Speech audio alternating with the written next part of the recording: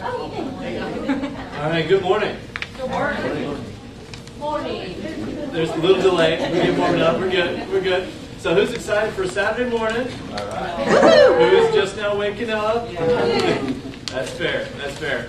So definitely want to get into some things today. I've got a lot of information, and honestly, that's really one of the challenges of today, is that I had like 300 slides of content that we really could go over, all of it relevant and distinct, but I can't do that to you today. If we did that and we had questions, we'd be here till about 5. So I'm going to go relatively quickly. There will be a Q&A at the end, and there will be some time to check out the awesome resources that we have available for you today between our vendor partners here.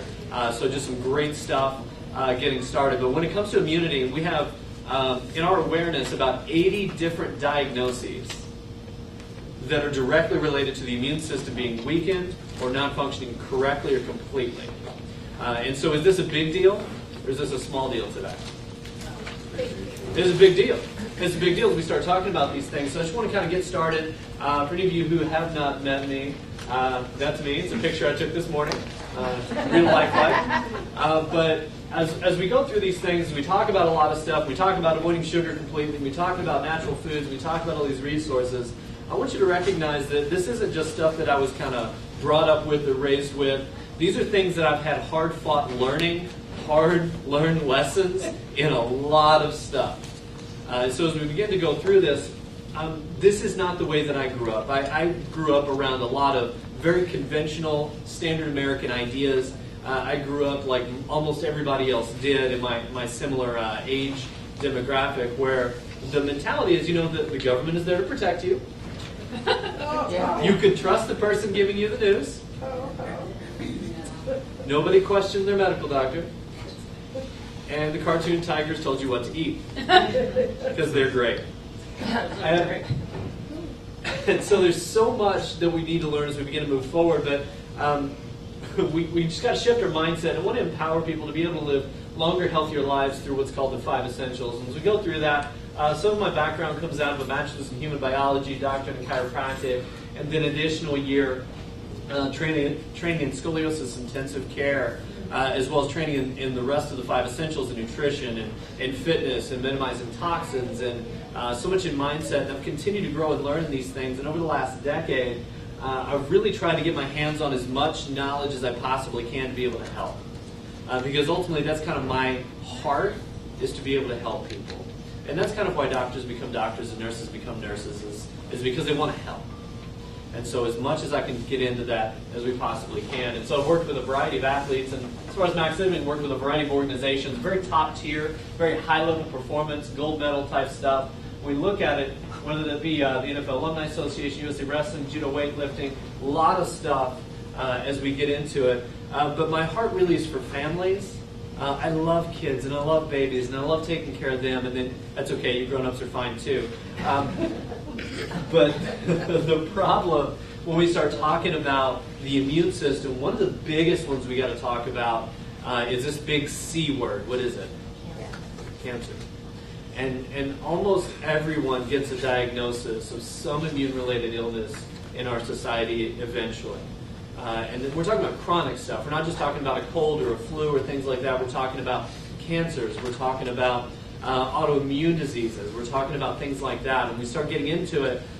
The question we got to ask is where are we now when it comes to the cancer situation? We'll start there, and we'll get into some other things. But when we look at it, back in the early 1900s, the death rate for cancer was about 64 per 100,000, or about 6 for every 10,000 people, or 0.6 out of 1,000, or 0.06 out of 100. So really, really low percentages when we look at it. So this is early 1900s, so that's, which street is that? That is Mulberry Street in New York. So the prime of the business area. Looks a little different.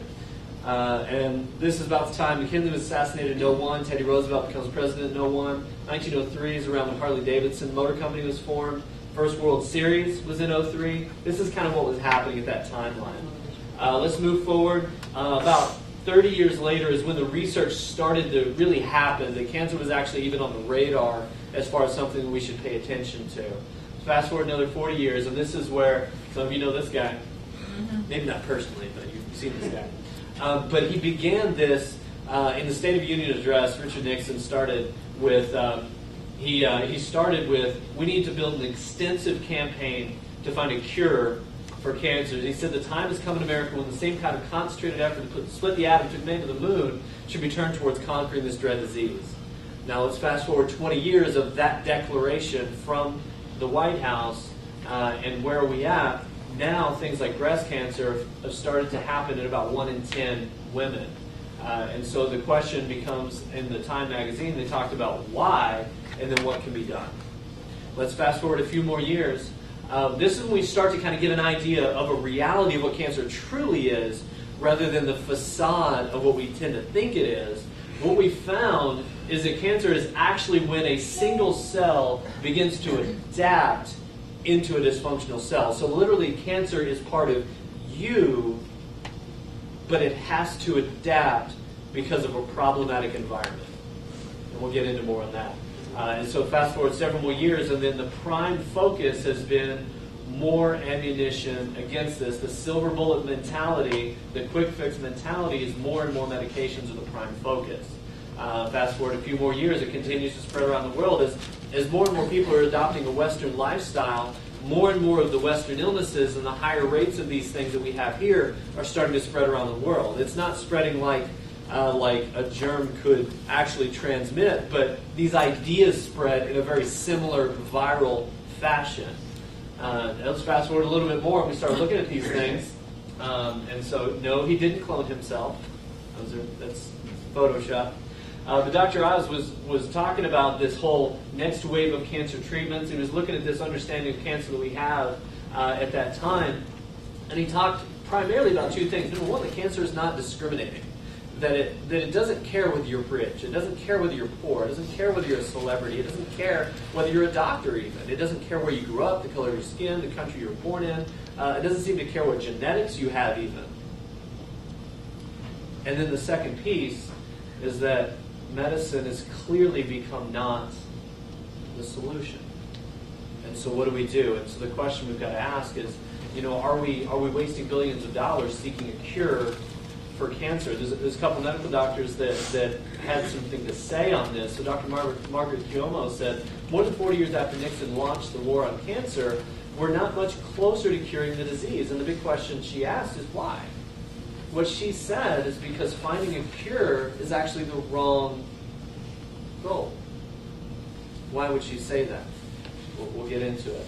And so Dr. Ronald Herberman, he's a former director of the University of Pittsburgh's Cancer Institute, and he said that unfortunately we're stuck in a paradigm of treatment.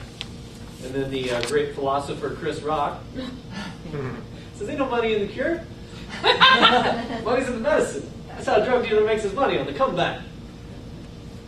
And so, funny, not funny. But the reality is, as we look at this stuff, we're still relying on surgery, chemo, and other anti-cancer drugs and radiation, just as we did 40 years ago. Dr. Margaret Cuomo is the author of the A World Without Cancer book.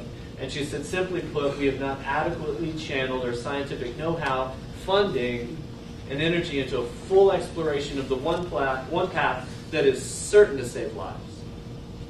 Prevention. And so that's the prime conversation for today, is to talk about that prevention. But let me go through a little bit first the conventional types of conversations. We look at these common treatments of cancers right now are things around chemotherapy, radiation, surgery, drugs, and transplantations. And so the question that we want to begin to frame our mind around is the question of, is cancer caused by a deficiency in any of these things? You can answer. It's relatively clear. No. And to be clear, am I saying there's no place for any of these things? That's not what I'm saying. But listen, even if you destroy the cancer, even if you remove the tumor, if cancer is the symptom, and I'm going to tell you that cancer is actually a symptom of another problem. If it's the symptom, the cause is still what? It's still there. And so then the question is, if we remove the tumor completely, if we remove the cancer completely, if we treat the cancer completely, if you're still sick, we still have a problem. And because the cancer isn't what makes you sick, it's the sickness that causes the cancer. And so as we look at it, chemotherapy in particular, I don't know if you're familiar with the history of how it was formed. Back in World War I, soldiers came back from the war and they lost their hair, they lost their eyelashes, and they had difficulty with their skin cells. And these rapidly dividing cells were dying. There was this chemical that they were exposed to called mustard gas. And so mustard gas created the original formula for this thing called mustine, which is the first chemotherapy, because it was a rapidly growing cell that suffered from this poison, that they began to use this particular poison to poison the body in hopes that the body was stronger than the cancer. And so some cells are rapidly growing, but not all cancers are rapidly growing cells. So chemotherapy is not always going to be the answer. And then, of course, it has side effects. And so when you look at it, there are the obvious side effects of losing hair and things like that. But one of the things to recognize is that as a culture, this is the picture that's labeled as cancer. But the reality is that this particular response has very little to do with cancer itself.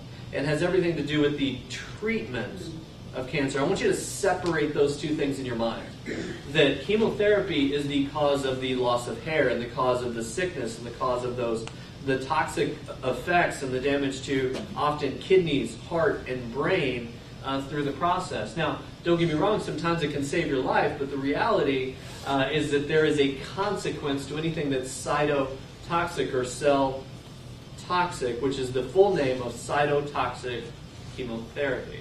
And so when we look at it that way, just reframing some things. And so when we start seeing a lot of marketing, the marketing about cancer, and in particular, you're about ready to see everything turn pink in October. Everything's going to turn pink. After Halloween, and we consume lots and lots of sugar, everything turns pink. And we start focusing on the breast cancer, the Pinktober type of campaigns, and this is almost entirely the thing that you will see, is it's about the treatment. It's very little to do with the actual awareness and about the actual disease. And I don't think there's anybody who's not aware of breast cancer. Anybody not aware? Do we need more awareness? We need more solutions. We need more prevention. And so that's what we're going to talk about. We start looking forward. The next one's radiation. And the better technology has been able to refine closer and closer and closer to an accuracy of spot. But the problem with radiation is, does anybody know that like high levels of radiation are not necessarily going to turn you into the Hulk? Okay, so that was like superpower, but side effects on that one. But we've got this whole concept of radiating things, hopefully to isolate and kill that particular area of cells. But the problem is that a lot of times the weak cells die, the stronger, more virulent, and more likely to spread and metastasize cells may survive, which gives them free opportunity and free reign and less competition among the cancer cell area. So oftentimes, although it can shrink things, there's potential consequences there. So it's a really fine line, and then you can even have a burning and irritation and damage of the tissues around. And then obviously radiation can lead to lots of damage in that region. And so when we look at that, recognize there are some other things. The other side of surgery, and to be fair, if you have a large tumor that's physically blocking an organ, you probably need to get that thing out of there. But anytime that you invade the body, anytime you cut open the body, there are risks, there are consequences of that. And one of the things that your body does with a tumor is actually surrounds it, actually encapsulates the thing, kind of like a cyst. Like a cyst completely keeps things on the inside of it. And so if your body has walled this thing off, as soon as you cut that thing at all, or nick it, or open it up, or try and remove it, what now happens is the cells inside have a hole they can leak. And that those cells that the body has protected you against now have a potential where they can spread. Now, one of the problems with cancers oftentimes is they're not really nice and clean entities. Oftentimes they're very gnarled, they're very disorganized. They kind of spread and connect to a variety of other connected tissues, which makes it very difficult, very complicated. It takes a very skilled surgeon to be able to operate on these things. But even the best surgeons have limitations as to what they can do because they're human. And so we recognize that there are consequences, but there are obviously times whenever it makes sense to do that. But moving forward, I want you to recognize with all of these things and all the technology and all the testing and all the pink ribbons and all of these things that we have in the last years, where are we now? Unfortunately, it's now about 1 in 2 men and 1 in 3 women are projected to develop cancer at some point in their lifetime in America. And so breast cancer is now the most common malignancy and most common cause of death from cancers in the world. And cancer is the second leading cause of death in children, just following accidents. We started looking at global cancer cases are expected to rise more than 75% by 2030. So the trend is very, very much upward. And so we need to recognize that what we're doing and where we're going is not a good direction. So something needs to change. So one of the biggest things is we tend to blame, like, it's genetic, right? Like, we have these genes, like the BRCA1 gene, we have these other genes, and we keep doing lots of research on genes and lots of medications towards genes. But one of the biggest things to recognize is that genes control specific functions of your cells, but there are specific nutrients, hormones, and enzymes that turn genes on and turn genes off. And so one of the really, really cool things is this emerging science of what's called epigenetics. Go ahead and say epigenetics.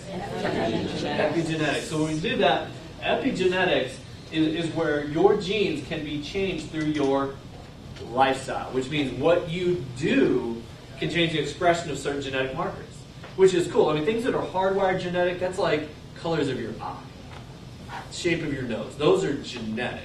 You're not changing those things without some sort of a surgery. But this type of stuff, vast majority of it is completely malleable. It's completely changeable, just like your mind.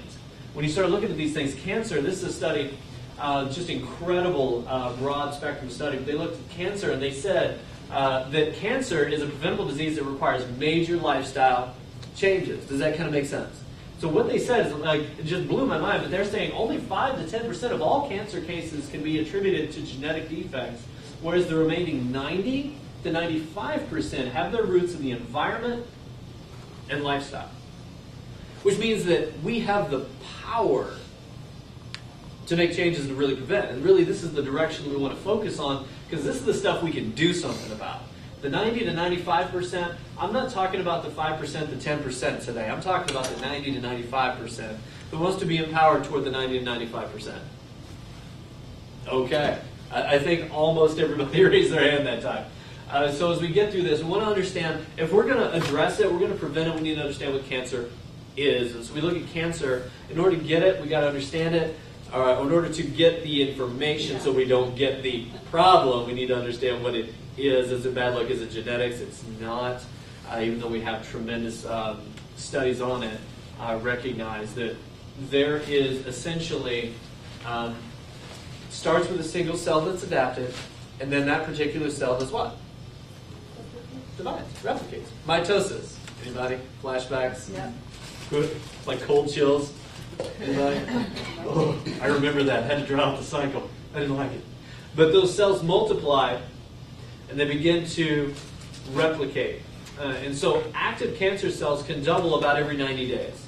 So let's look at this timeline. We start recognizing that as we make changes, as we start looking at these things, active cancer cells, 90 days, 2 cells. 1 year, 16 cells. 2 years, 256 cells. At that point, 256 cells is the earliest detectable by thermography. Heat sensation. It's associated with inflammation. It's one of the markers of inflammation is heat. So thermography can find this active process radically faster than other conventional methods. 3 years, 4,896 cells. 4 years, 65,000 cells. 5 years, over 1 million cells. 6 years, 16 million cells. 7 years, 268 million cells. 8 years, 4 billion cells, which means it has doubled 32 times. Now, breast cancer is detectable by a mammogram. Wow. Which means for the first 7 years, you can smash and radiate all you want. It's not going to see it until that point. So when we recognize that, there are other ways of testing that are better and more effective. And then the mentality is that if we get a clear scan, what's our conventional thought? I'm okay. I don't have a problem. I don't need to do anything now. That's a treatment after the fact mentality. What we've got to do is a proactive, preventive mentality, which means when do we want to start preventing cancer? Yeah. So, years ago, right? Next best time is now. So, as we look through this, recognizing the question, when it comes to our mindset and philosophy, the question I want to ask you is, do you trust your body? Does it know what it's doing? Is it doing something wrong, or is it doing something for you when you express symptoms, or even when a cancer grows, is it doing something for you? Go ahead and watch this. Natural killer cells are a type of white blood cell actively killing cancer cells. Check that out microscopically. Immune system destruction. NK cells destroying a cell that's infected by viruses. So killing the viruses, killing that cell, taking it down. It's like Pac-Man. Neutrophil chases down the bacteria. It's like roving and hunting this stuff, taking it down. It's chasing it.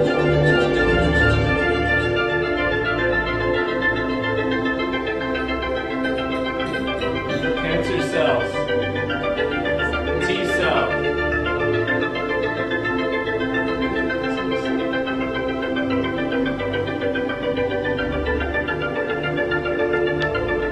we're talking about T cells, we're talking about NK cells later. Your body has its own T cells.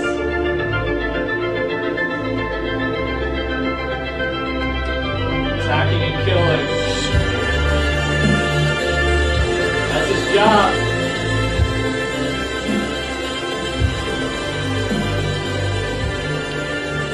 Get it. Get it, T cells. Get it. Take them down. Whoa. Now think about that. How cool is that? That your body has its own cells that can actively, we can see it happen. At a microscopic level, your body is built to be a cancer killer. It's made to. It's designed to. The thing we got to recognize is that at any given time, everyone has within them between 110,000 cancer cells. Under normal conditions, when the immune system is strong, these cells are what? Destroyed. Thus, it is critical the immune system be maintained in top condition. If the immune system weakens too much, that's when cancer can establish itself. When the army is outnumbered. When your own body's forces are outnumbered or outgunned, that's when it starts getting ahead and it starts to advance versus you advancing on it. Think about it this way. At least once a day, your immune system destroys a cell that would have become cancer if it had lived. How cool and profound is that? That is awesome when you think about it. And so as we recognize the body is designed to kill cancer cells, it's designed to kill viruses, it's designed to kill bacteria, it's designed to kill parasites, all these things by itself when optimally functioning. So when we go through these 5 categories or essentials, as the PowerPoint hopefully moves forward, it has decided not to move forward. So while I'm waiting on it, the 5 essentials really come down to mindset. They come down to the core of chiropractic. They come down to the nutrition. They come down to the fitness and the oxygenation. And they come down to minimizing toxins. And so as we look at it, I want to walk you through, basically this is the stuff I just talked about. The logos have been updated, a little bit changed, but the mentality, the mindset of it is essentially the same. Now let's take a look at this. If you go back into early 1900s, they began looking at some of the research and looking at these things, and they began to find that there are all kinds of things that you can do naturally, and a lot of these natural cures, as many have called them, have been kind of crushed when it comes to being released and available to the public. A lot of the research and connection to these things have been destroyed. When you start looking at the what was the Hoxie formula, they found out there was a study that there were particular roots and herbs that were eaten by the livestock in a particular area, and the tumors that had grown in their area actually had shrunk and died. And so they began to create this formula where they distilled some of the nutrients out of this stuff, and it was incredibly effective. Very high percent, like 70% effective rate in humans for those things. And there was a Rife machine, which actually has vibration frequencies that are attuned to particular organisms. It's kind of like there's a resonant frequency of so many things. Just like a resonant frequency that glass can shatter, it's the same thing for certain organisms, certain problems, certain disease patterns tend to vibrate at a particular frequency. Vibration frequencies would be an interesting conversation to have about essential oils, so take a look back there at your break and ask questions. As we start looking at some other things, the Gerson therapy, raw foods, juices, raw nutrients, enzymes, loaded things there. Dr. Benzel started looking at apricot seeds. There's this whole therapy called Laetril, which found at B17, probably a B vitamin you haven't heard of, but in particular used apricot seeds. But B17 is found in several natural things. We looked at Budwig protocol. What they did is they put together a cottage cheese and flax oil combination. So there's certain proteins and certain amino acids. This high fat concoction actually created an anti-cancer situation. Otto Warburg studied the sugar connection and the oxygen connection to cancer. What he found is that when you deprive a cell of oxygen, it's forced to adapt into a different type of cell or die.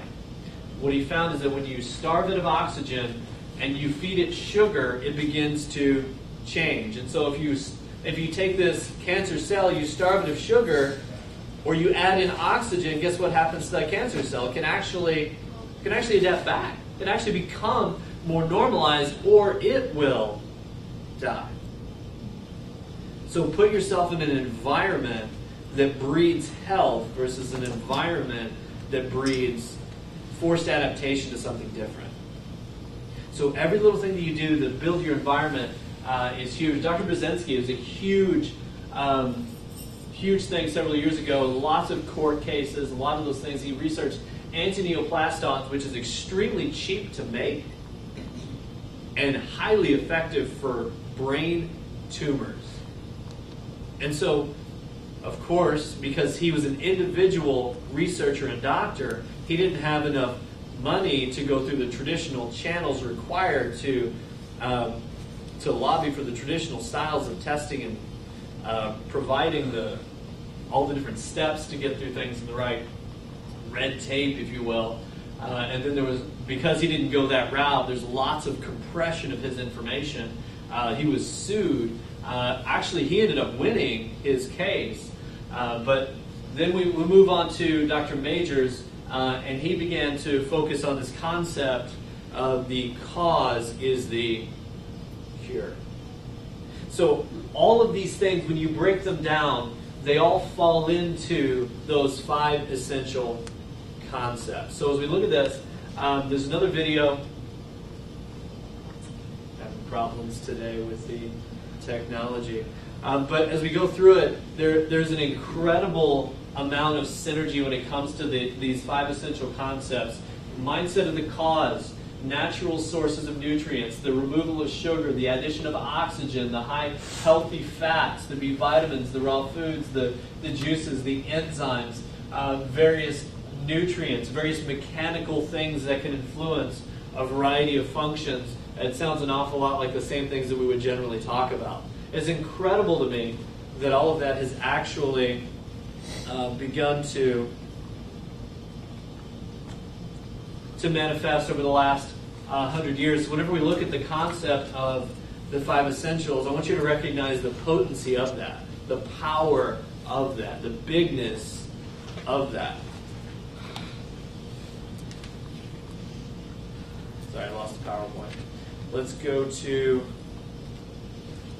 here we go. So preventing cancer is really just these three particular things we want to get into. We need to stop making the cancer by getting to the cause. We want to specifically and safely kill the cancer, and we want to rebuild and strengthen the immune system. So we're getting into that. Let's get down to the cellular level. Let's get down to that. So let's take a look at it. At the cellular level, we have healthy cells and we have cancer cells. So healthy cells use oxygen for their fuel. Oxygen utilization of fat burning, that's the fuel source. Oxygen, fats, and ketones, that's the fuel source. Does not need sugar for fuel. That means you as a person, as a human, for health, do not need sugar. No booze, we're doing good. Okay. I was like, but I need sugar. We need a proper nerve supply, which means it needs to be checked because only about 10% of your nerves actually feel pain. The vast majority of your nervous system does not. In fact, the entirety of the whole brain has zero pain perception. So the incredible thing is we just need to check it, take care of it, and then the pH is slightly on the alkaline side. So we want to focus on the pH of our internal environment of our body. We want to make sure the nerve supply is clear. We want to make sure that we don't have so much sugar. We want to make sure that we have highly oxygenated and fat for fuel type of situations that breeds health versus cancer cells do not use oxygen. They cannot. In the presence of oxygen, they would die. They can ferment sugar. And the crazy thing is that cancer cells have about 8 times more receptors for sugar. 8 times more receptors for sugar. Now think about it. One of the biggest ways that they can find to detect cancer and where it's located or where it's spread is by a scan called a PET scan. And that's not looking at your dog. That's not what that means. Positron emission photography. That's the... But what they'll do is they'll attach a radioactive molecule to a sugar to see where it goes.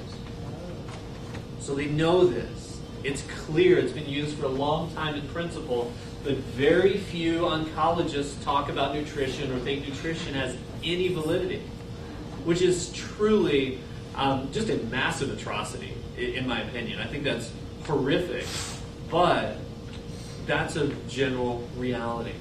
And we start looking at the inflammatory environment versus an anti-inflammatory balance.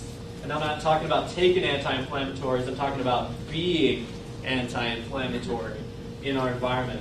The nerve supply, the rogue cell, the cancer cell, does not need any coordination, any control from your brain, any healing control function or any of that. No neurology to that cancer cell is required. It does its own thing.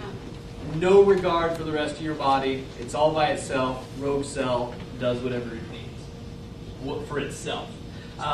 Cancer cells tend to be highly acidic, or there's a few that are highly alkaline, but the vast majority of them have a very highly acidic environment breeds them. So as we get into it, the thing to recognize is that cancer is actually a survival mechanism of the body. It's kind of walk you through this.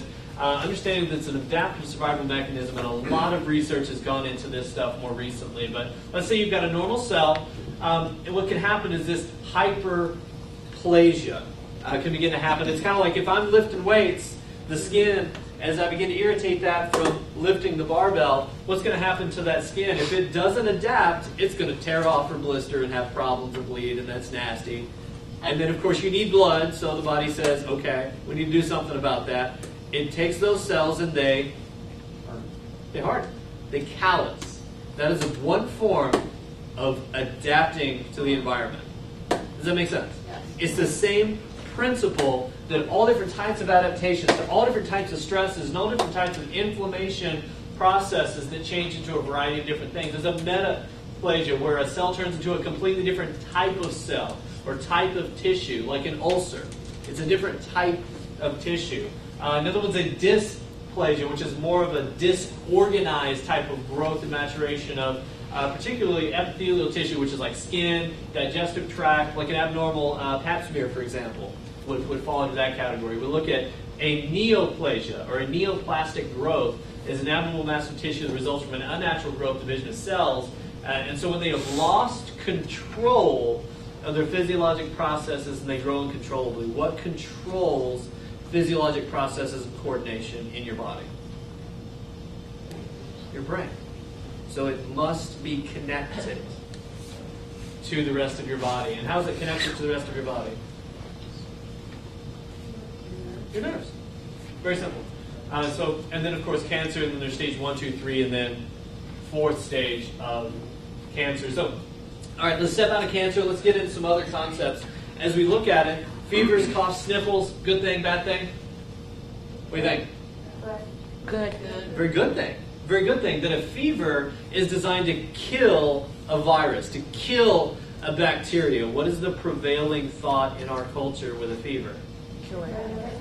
To treat it. To treat the fever.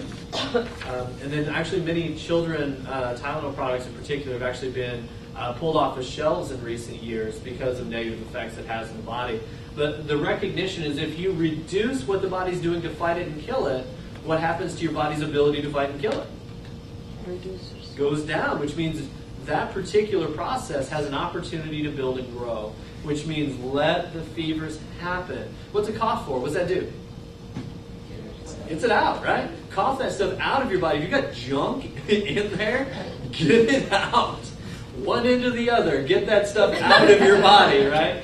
Some sort of orifice. Get that out of there. So the sniffles and the mucus, like you see the commercials like Mucinex. It's like, oh, the mucus. Like these little green guys, like get this mucus out of your situation. Like the mucus is the problem.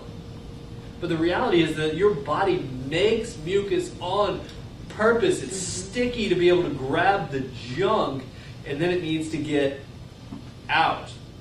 So blow your nose, get that stuff out of there. Rinse your sinus, get this stuff out of your body. Does that make sense? So these are very, very healthful things. So when you feel, how do you feel like whenever you have these things going on though? Oh, you feel awful. It's like death warmed over. To, somebody help me. And there's the infamous, have you ever heard of this one? It's called the man cold.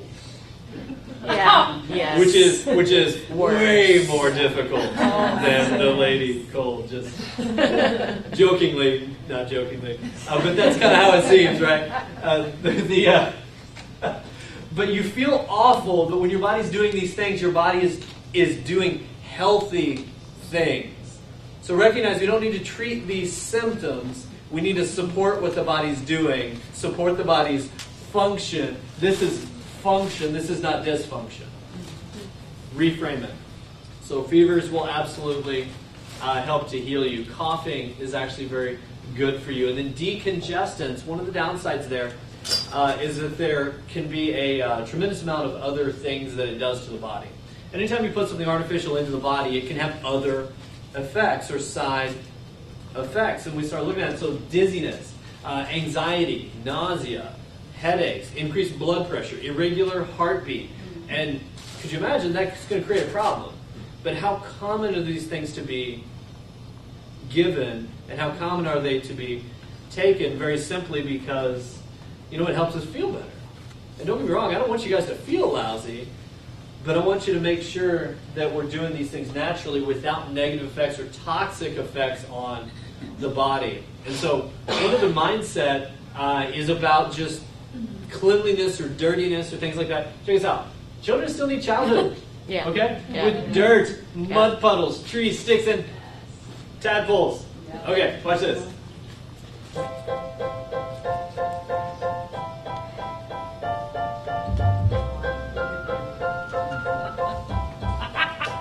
Yes.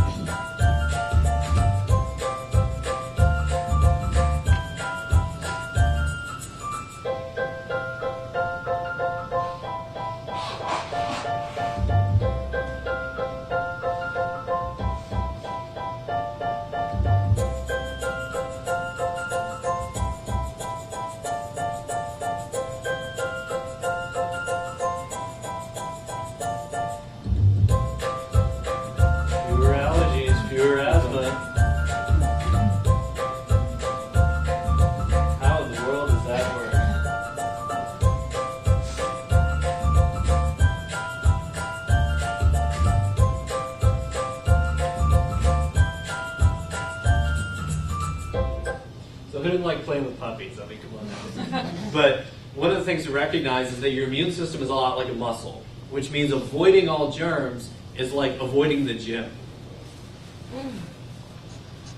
Avoiding all weights and expecting your body to get stronger. It makes no sense. But that is the prevailing mindset in our culture, is this germ theory of disease, that the germs are the thing to avoid. That, my goodness, we can't be exposed to germs. And these germs, we have to prevent any sort of symptom expression of these things. We have to prevent these very mild, acute illnesses that the body can fight off on its own. We must absolutely eliminate all chances of ever getting any one of those things. Makes no sense if you understand how the immune system grows. So simple things like avoiding the flu, or avoiding measles or mumps or things like these are things that the body, avoiding chicken pox. Man, who remembers chicken pox parties? Yeah. So that you would get it. Yeah. Because then you would have lifelong what? Immunity.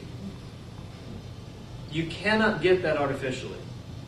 It is impossible to get that artificially. So reframe the thinking that if the germ theory was actually the way that life worked, there would be no longer anybody left alive to believe it. Because how many germs are out there? Everywhere. The thing to ask, though, is like, my goodness, how is it that germs can be all over the place? Like, think about in, like, toddlers running around and snotting and playing and putting stuff in their mouth on everything, but not all of them get sick. And when I say sick, I mean express symptoms. Why is that the case?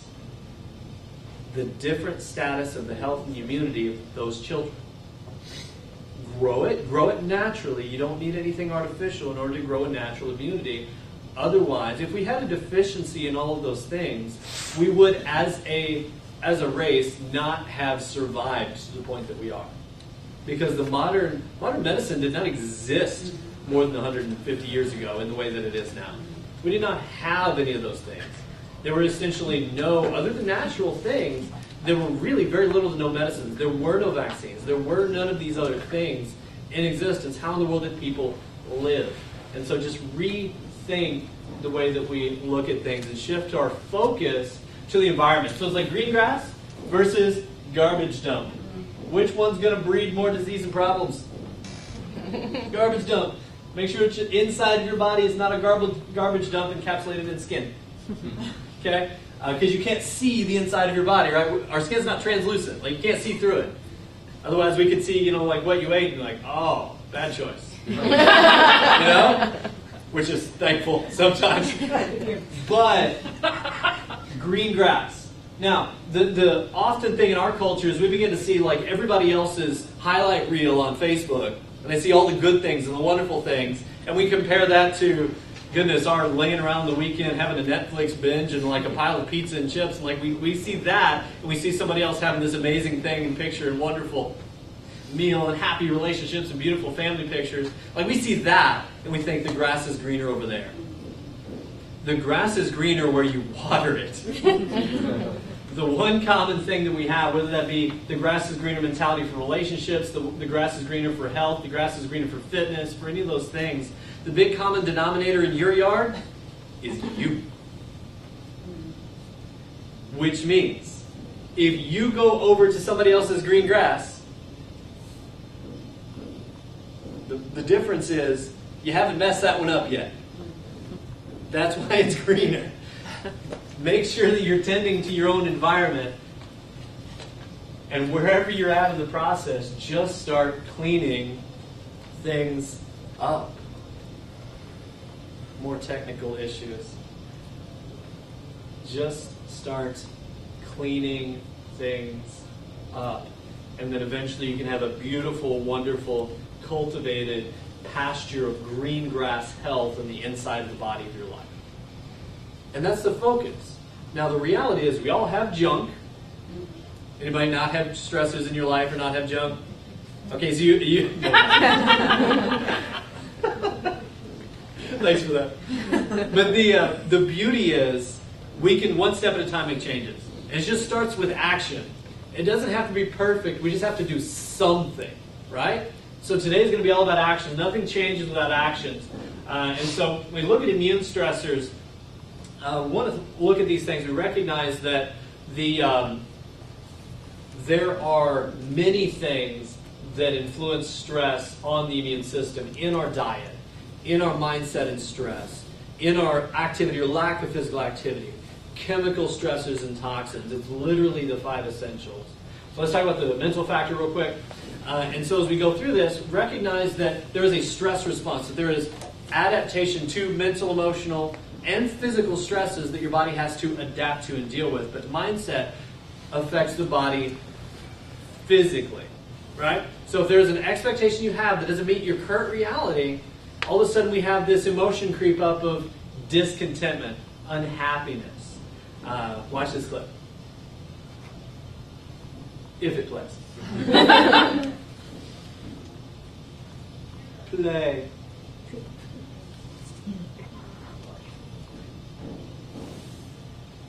Play. Oh goodness. Yellow technology. Or not. Okay, so basically, you can look at the glass as half full or half empty, or you can look at the glass and see what it is in its actual situation. And you have to decide whether you're okay with that or not. And he talked a little bit about the situation that very quickly, right after a holiday, that his child went from normal, healthy playing to a few hours later had passed away. And so in tragic, traumatic, emotional circumstances, as harsh as life can be, you can either decide, because life is not necessarily going to meet your expectation. If your current reality does not meet that, you can end up being unhappy, but you have to start with where you're at, as harsh as the reality may be. Am I willing to accept it? Am I willing to accept where it is right now and make tomorrow better than today? One thing better than the previous. And just continue to make positive growth and changes in your life. And that's one of the beautiful things that like Rick does. If he Inspiring Enterprise. He's right there in the blue shirt. Wave, Rick. Hi, Rick. There he is. So he's worked with me for the last couple of years or however long.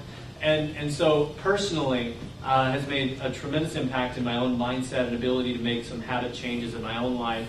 And so my encouragement would be, if you have some particular things, habits, struggles, difficult things in your life, mentality, stresses, whatever, plug in. It's a great resource. I believe free consult, so you can sit down. Okay, so just schedule one of those things, free, no trouble, and see if we can help you out, see if it makes sense for a particular issue that you may have. We're going to take a break, and so before we do that, I want to show you something. We have some beet lemonade, and so who likes beets? Yes. Okay, a few of you like beets. I don't really like beets, to be honest with you, but it's powerful stuff. We'll talk more about that later, but beets, lemons, and then ketones, which we'll talk about a little bit later. So raspberry lemonade plus some lemon plus some beets is basically like nitrous and rocket fuel for your body. So this is potent stuff for your body. So small amounts, it's like shots. It's like boom. So have some of that, try it out. Put a little ice in there. I just want to make sure it's cold and whatnot. Also, make sure that you take out, go talk to Paula. She's got a lot of stuff with the Young Living Essential Oils. Ask her about the story about thieves. If you haven't heard the story about thieves, ask her about that. Go see Mackenzie at the Norwex information. There's a tremendous amount of resources there. It's like, my goodness, you got like the little Barbie house home over there. It's awesome. It's a great representation. I love that thing. But the mindset is you can do these things in your home in a very clean, non-toxic way that supports everything that I'm talking about today. It's great congruency, awesome stuff, great resources. Check them out. We're going to take a little break. You guys can go to the bathroom and check resources, do your thing. Finish up your conversation over here. So we got everybody's favorite conversation. We have nutrition. Who likes food? Everybody like food? Yes. Who likes the food of the vanilla cake with the... Oh, that's some breakfast right there. I like that stuff. Okay. So, and one diet soda, please. Or let's just have some fries, you know? No problem with that. Okay, so if you're making French fries at home, you got potatoes, whatever oil you're using, and you got salt. You look at something that's in another organization, you have this whole mess of a D word that I can't hardly pronounce. Canola oil, soybean oil, potatoes, natural beef flavor. They used to actually cook it in beef tallow, which is one of the reasons that the fries were actually like good. And now they just add in some sort of other flavor. Natural, they say. I don't believe it. Hydrolyzed wheat. Why do you put wheat in a potato? Hydrolyzed milk, citric acid, dextrose. Like they added sugar to the fries. And then we've got all kinds of other stuff. Sodium, acid, pyrophosphate. Like I thought pyro was fire. What in the world is going on with this thing? Then we got some salt in there for some good measure. Corn oil, and then hydrogenated soybean TBHQ. Look that one up. It'll blow your mind. Like, why is that in my French fries? The thing to recognize is that even just homemaking the exact same thing can make a massive difference for the levels of inflammation in your body. And inflammation really ignites the fire for cancer. So the biggest research into virtually all chronic illness right now, including cancer, immune system deficiencies, and all of that, is related back to inflammation, which can hurt. But it's kind of like if you have any problem or stress in your body, that's kind of the little fire, the match, the strike there. And then the other things that we have around it, the inflammatory stuff in our lifestyle or in our environment or whatever, that's fuel to the fire. That's the kindling. If you've got a little bit of a match over here in, say, your elbow from, I don't know, playing tennis or something, but your lifestyle is way inflammatory, blows that thing up. And it becomes a chronic nagging issue.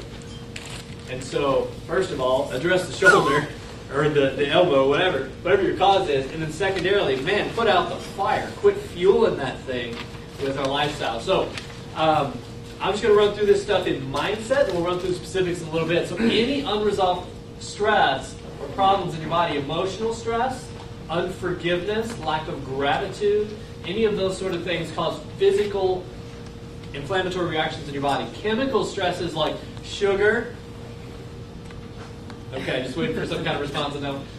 And then there's things that turn into sugar like bread, pasta, grains, starches, all that stuff, including whole grains can be highly inflammatory, especially the modernization of those things.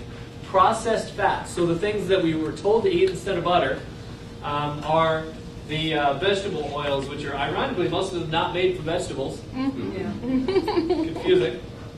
Canola oil, margarine, I can't believe it's not butter. Really, I can't believe it's not actually a food. Those type of things are inflammatory.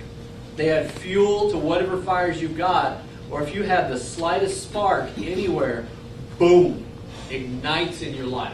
What was that again? What's that? How was that again? How's it? Boom! Ignites in your life.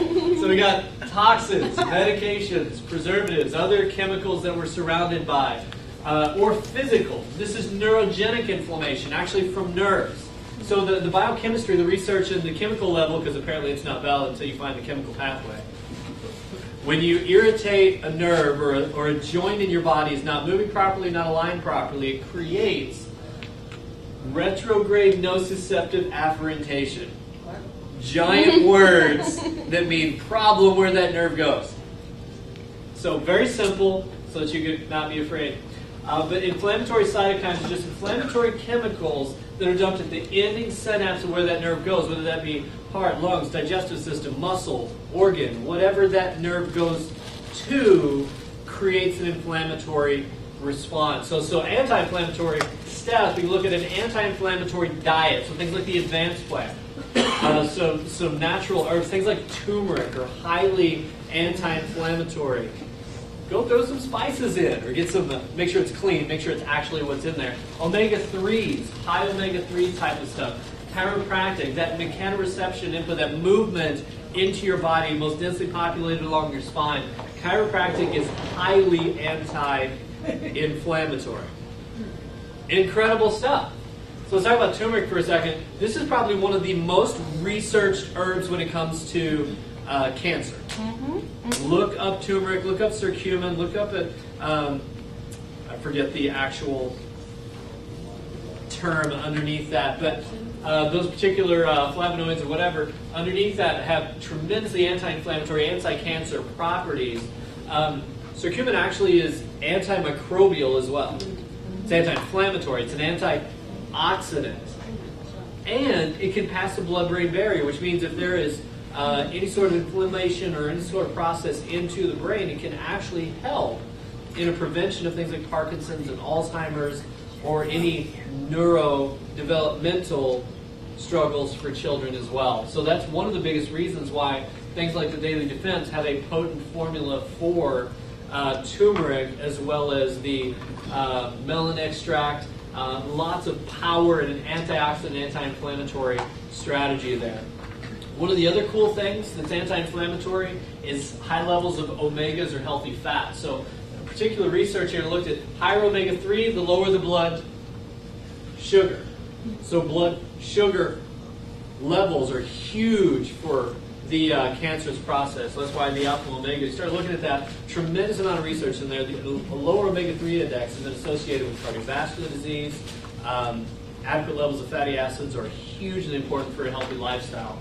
The problem is most Americans are way too imbalanced in their omega-3s to omega-6s. It's like a teeter-totter. You're sitting on one end with the omega-3s. Hopefully you're on that end, right? And then, unfortunately, the modern American lifestyle is like dropping an elephant on the other side. It's like a catapult. You are sailing out of where you're supposed to be in that scenario. So the average highly inflammatory environment in our lifestyle is about a 20-to-1, whereas it should be closer to a 4-to-1, 2-to-1 ratio of omega-6 to 3. And so we just need way, way, way more of the right types of fats and oils to put out the fires and to balance that teeter-totter so we're not launched into the neighbor's yard just trying to exist. So the advanced plan from a macronutrient standpoint, the carbohydrates, we take a look at it, should be somewhere between an 8 to 10%. Fats, believe it or not, the highest percentage of things in your diet should be, of calorie intake should be from a fat source, natural fat source, but from a fat source. Protein somewhere between 15 to 25%. Moving towards a ketogenic end could be a little bit lower than carbohydrates. I'll show you that in a second. But the recognition is that sugar feeds cancer. Just no buts about it. When you do that, it destroys the immune system, literally feeds cancer. So when a child is sick, one of the worst things we can possibly do is give them the highly concentrated juice or give them a sucker so they feel better. Or just give them the crackers or things like it's just sugar. It tanks the immune system, slows down the recovery. They just are appeased in that moment. But it's terrible for them. Please don't do that. When we look at it, the gut factor is huge. So the gut-brain connection, one of the things that they begin to say in research is that 80% of our immune system is functionally in our gut. And so its health plays a huge role. One of the problems we have in our society is high use of antibiotics, because there's antibiotics for like everything, including viruses, which is crazy, just kind of prophylactic antibiotics, which is crazy. But that's so common. And then two, in our meats. Whenever we have animals that we consume, unfortunately, most of them have been given antibiotics at some point in order to make them, quote, not infected, germ theory mindset, before we get them to our plate. So recognize. One of the cool things we start looking at is you can literally, fasting for 3 days can regenerate the entire immune system. This study is just crazy. So she's got the measuring tape around her mouth. Block that one. The scientists at the University of Southern California say the discovery can be particularly beneficial for people suffering from damaged immune systems, such as cancer patients on chemotherapy. So incredible changes. Triggers new white blood cells, just huge immune system reset. Triggers stem cells. Your own body's stem cells get activated with a 72-hour fast. So resets and actually rests. Think about it, rests the gut. The gut doesn't have to digest anything. It's taking a break. Huge benefits out of that. And then, of course, just intermittent fasting can be hugely powerful. So simply eating for 14 to 16 hours a day. Don't eat for 14 to 16 hours a day. Sorry, eating for 14 to 16 hours might be a bit much. Forces your body to burn stored energy or stored fat. Increases insulin sensitivity, which helps regulate the sugar in your blood. And then increases growth hormone, which is anti-aging, restorative, muscle building type of hormone. So, watch this.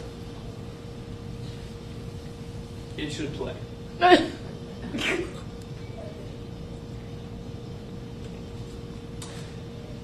it should play. So intermittent fasting is hugely beneficial when it comes to your brain, when it comes to your immune system. When the digestive system gets a break, the immune system gets a boost, and it helps with, like I said, blood sugar. It helps with fat metabolism, losing weight, reset of the immune system, a tremendous amount of things as it begins to create. Your body begins to burn its own fats and starts to produce something called ketones. And ketones your body makes. We start talking about the ketosis itself. What is it? How do you achieve it?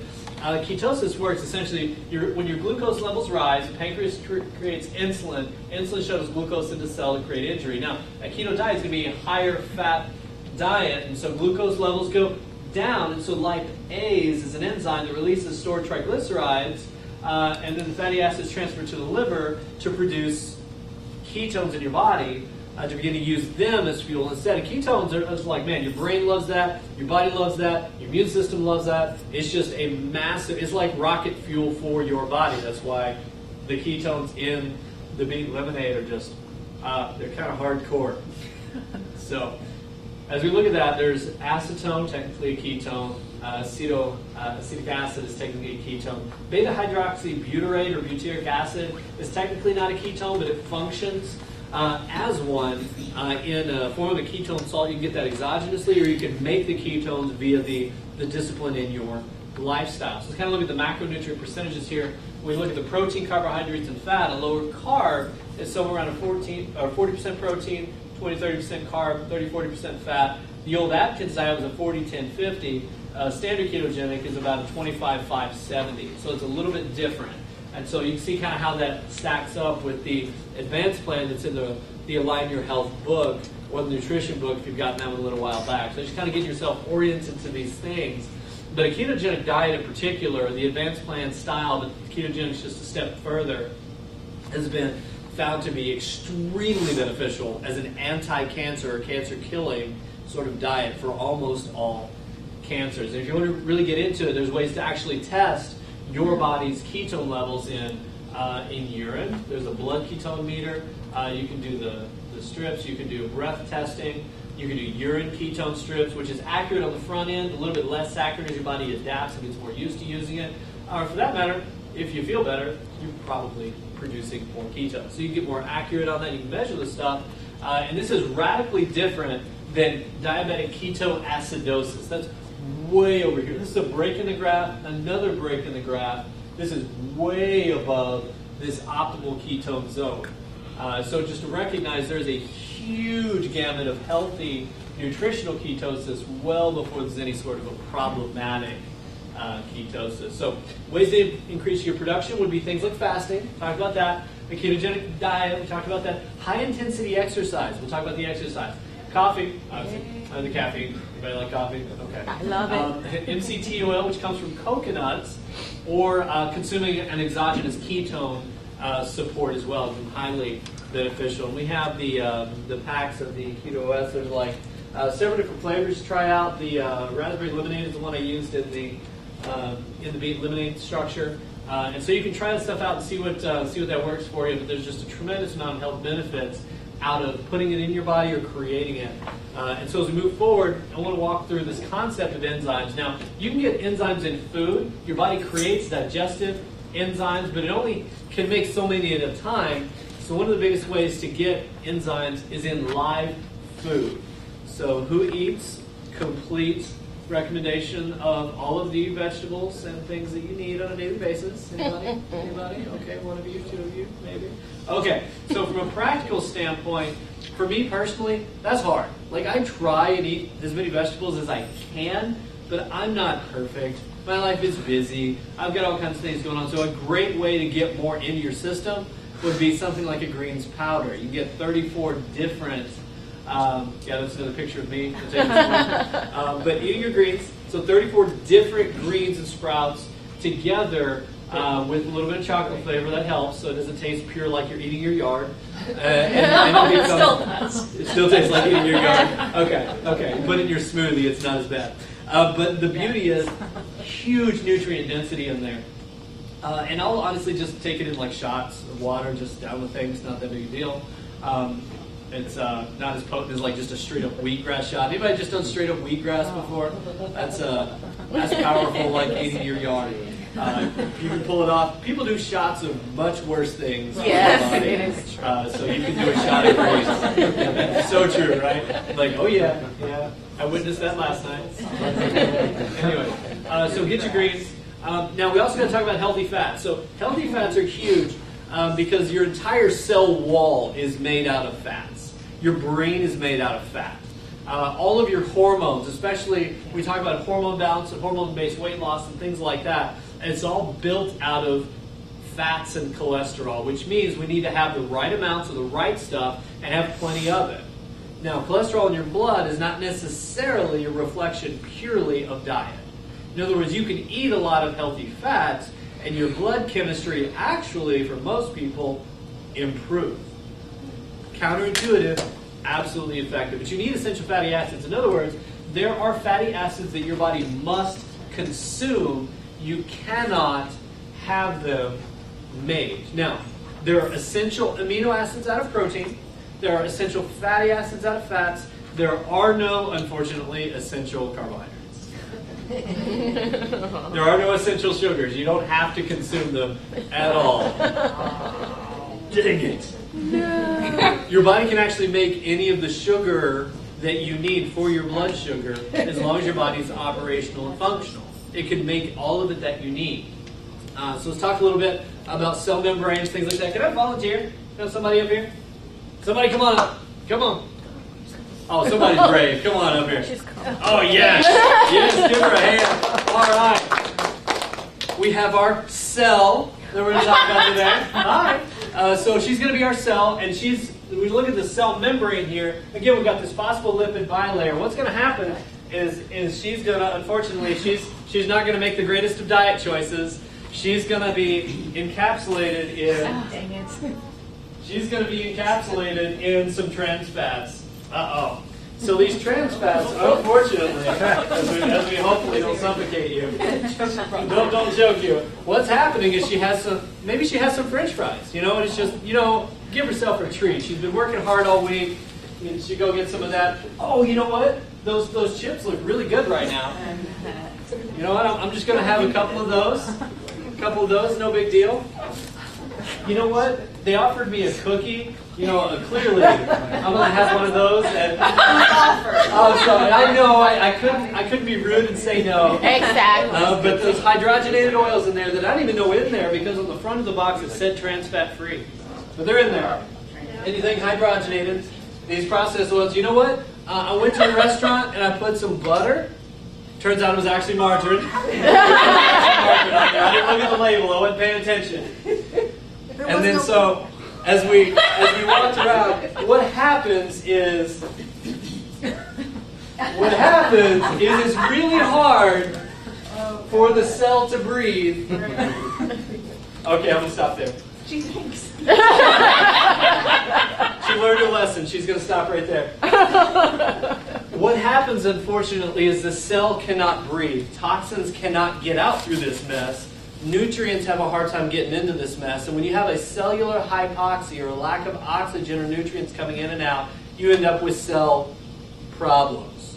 Does this make sense? Yeah. Bad fats are a big deal. Thank you. Thank you. Give a round of applause. All right. There we go. There you go. You keep that. There we go. Somebody keep that thing. So your choices matter. Okay, that's really my point. Now, as we talk about it, one of the other big questions I always get is, does it matter if I get organic food? Try organic food, or as your grandparents called it, food. Food. So if organic farming is the natural way, shouldn't organic produce just be called produce? Yeah. And make the pesticide-laden stuff take the burden of the adjective? Yeah. Just a different way of thinking about it. One of the other things we're going to talk about is the genetic modification that unfortunately is not the same thing as breeding. It is at the cellular level making gene splicing, which changes what God has designed into something that man has decided is a good idea. And that's never proven to be a problem in all of human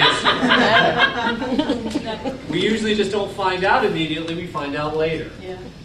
And so one of the biggest things as we start looking at it is when you start looking at, like, even as simple as corn, and unfortunately about 80% of corn in the United States is genetically modified. So simple things like getting popcorn at the theater, we can basically assume that that's what's happening. And there's a lot more studies and research now that's showing that genetic modification contributes to cancer. Now think about it, like BT corn, for example, creates a toxin in the gene that produces literally out of the corn itself. And so if we eat that, like just corn on the cob, right? But then it creates that toxin gets in your gut, irritates the gut, causes a leaky gut. I thought I was having a vegetable though, right? It's the only vegetable I used to eat. Turns out corn's actually not a vegetable. Great. I didn't even have a vegetable then. It's a grain. It's a grain. Nasty stuff. You start looking at the tumors in rats when they're fed an entirely genetically modified food diet. So many things begin to grow and change. It's just not good. There's a ton of stuff studied. And one of the crazy things, I don't know if you guys saw this in the news or not, but glyphosate, actually there was finally a court case that said glyphosate contributes to or causes cancer. It's finally now, quote, proven, even though there's been so many of those things have been built up over years. And unfortunately, they found that Monsanto knew that it's dangerous. Now think about it intuitively. If something that kills weeds or something that kills pests, probably not a good idea to be in your body. Right. I mean, it's just... Now, here's the crazy thing. Check this out. Glyphosate found in several foods. Glyphosate found in Cheerios. Think about how many toddlers are eating Cheerios right now. Like, that's super common. So, Cheerios, Wheaties, Trix. Trix are for kids. Wait a minute. Better not be for kids. Wait, I just bought that. Annie's, Kellogg's Corn Flakes, Raisin Bran, Kashi. Wait a minute, wasn't that an organic thing? Apparently there's still some glyphosate in there. Smaller amounts, but there's still some residue in there. If they're made in the same factory, it's very likely there's going to be a little bit of residue just from being in the environment. Special K, Frosted Flakes, I thought they were great. Apparently not. It's a joke. It's fun now. What's that? Is that due to genetic modified? This is just glyphosate. This is just the spray. It has not necessarily genetic modified. This is just the spray. Now, there is a genetic modification to be more adapted to not die from the spray. There is that, but not necessarily, because you can spray this on anything. But that's a problem. So Cheez-Its, Kashi soft baked cookies. So cookies and crackers and things in a box, Oreos. I'm sorry. Oreos, double stuff too. Had to double check the double stuff. Double stuff is safe though, right? Wait, no, apparently not. Doritos, Lay's, Stacy's Fritos, Goldfish. Wait a minute. Those are the kids. Goldfish has some in there too, just a little bit, much lower than the Cheerios by massive amounts. Glyphosate, 1,125 parts per billion. It's one of the highest on here is from the Cheerios. One of the lowest on here is the Goldfish, but it's still noticeable. Little Debbie snack cakes, they're off the table. Sorry guys.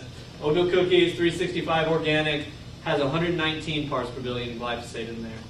The Back to Nature, those are the 365 crackers. So predominantly in grain-based stuff.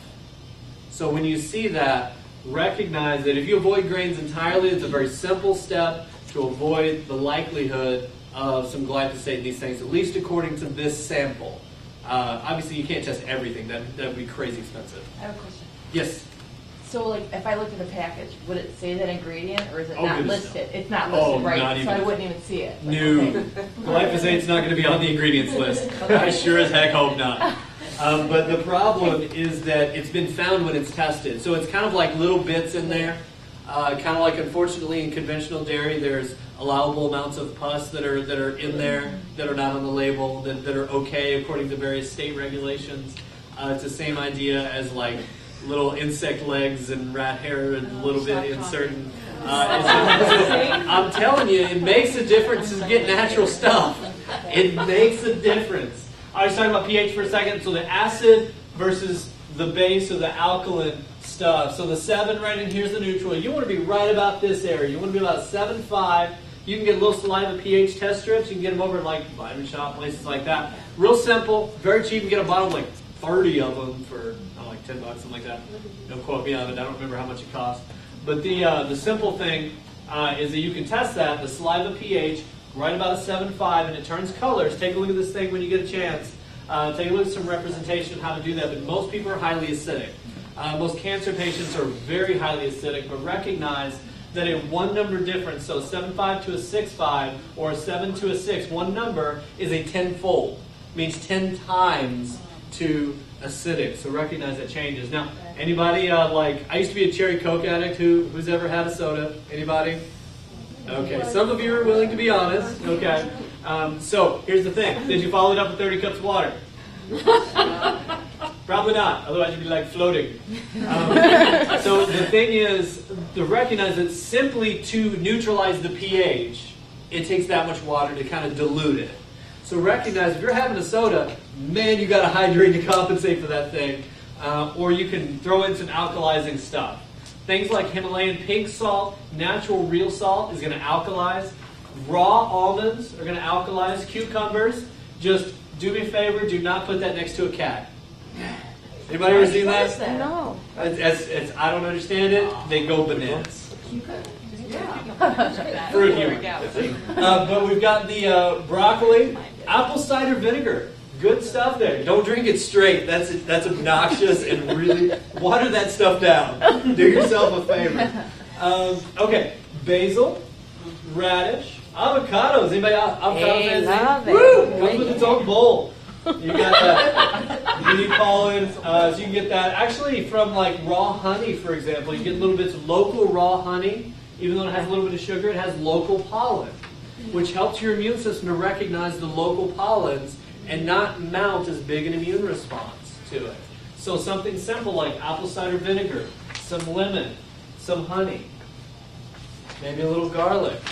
Raw garlic can be hugely immune beneficial. Just think about just little strategies of alkalizing your life.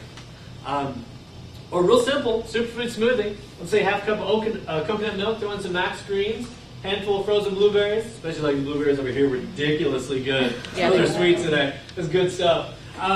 Chia seeds. Actually, they bind up, they're kind of like tapioca balls. They literally clean out your gut. Literally absorb and clean out your gut, which is cool. It's like just absorbent little capsule of get your junk out seeds. And then we've got the scoop of whey protein, which Capsules is... of taking the junk out.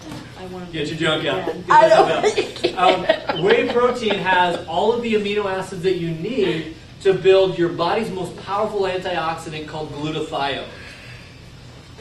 So make sure that you get that stuff in. And then a cup of, hey, hydrate, water, just a little bit, spin that stuff out. Otherwise it's like thick. It's like you need to eat it with a spoon. So thin it out a little bit.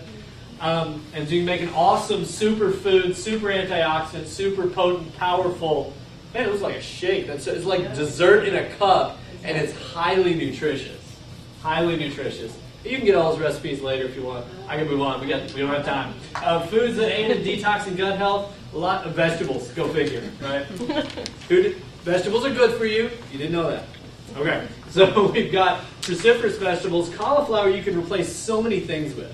But so many of these things have the ingredients to make it glutathione, as well as sulfur-rich components, which sulfur is one of the necessary to the detox styles. So I'll get into it a little bit later, but it tracks and binds to toxins and allow glutathione to destroy it. So huge stuff as we move forward. All right, so the grass-fed whey is a great way to get that stuff in there, especially just because so many of our meats and things that we have available are not very clean. You know that this stuff's clean, third-party independent tested, high-quality, grass-fed, non-denatured, got the enzymes in there, all that good stuff there. If you're going to get some protein, do that one. If you want to go a plant-based, that one is available. I think we're out of stock of that one currently, but we have that one available as well.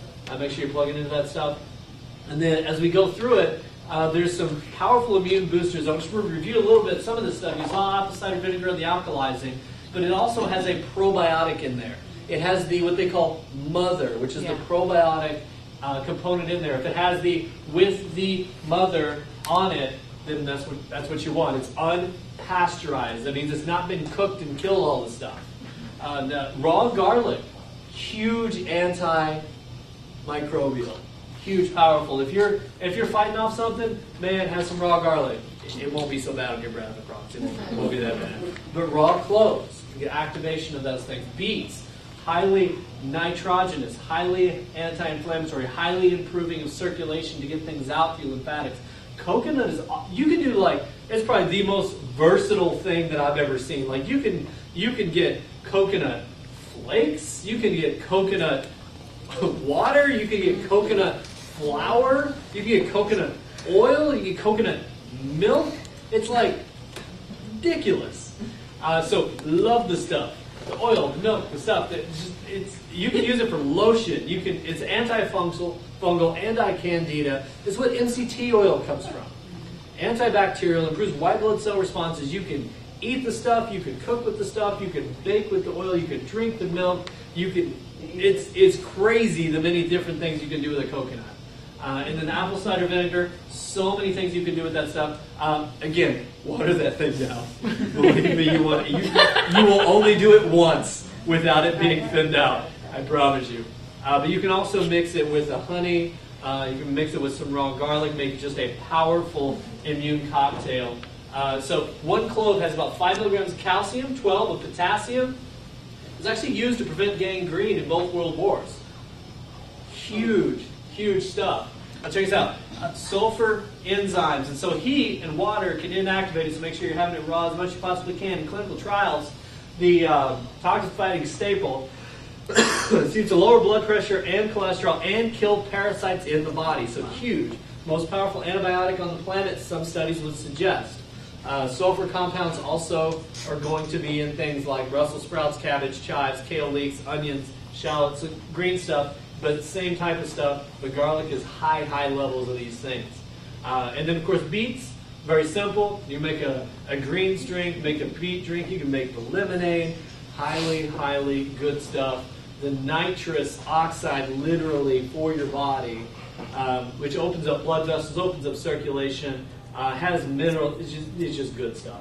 Oregano oil is also one of the most antimicrobial things you could possibly have. Antimicrobial oregano essential oil is powerful. They did some preliminary tests and they found that oregano oil actually kills, believe it or not, MRSA at a dilution of 1 to 1,000. So it's just crazy amounts of stuff. Anti-inflammatory, antibacterial, anti-parasitic, cancer protective, and that's one of the reasons that Maximize Living actually put it in the Max GI as well. And so for the gut, it has a particular enzyme called lysozyme, which pokes holes in the cell walls of microbes that are unhealthful.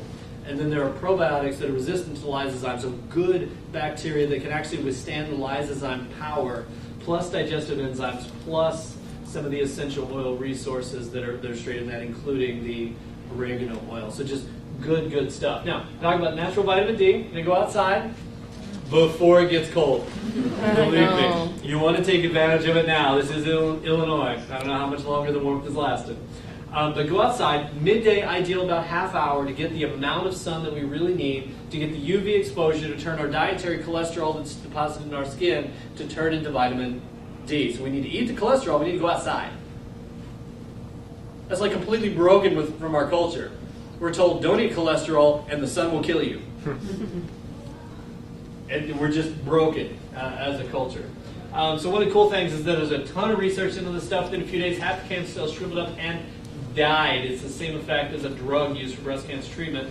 Why in the world are we not having vitamin D races? Seriously.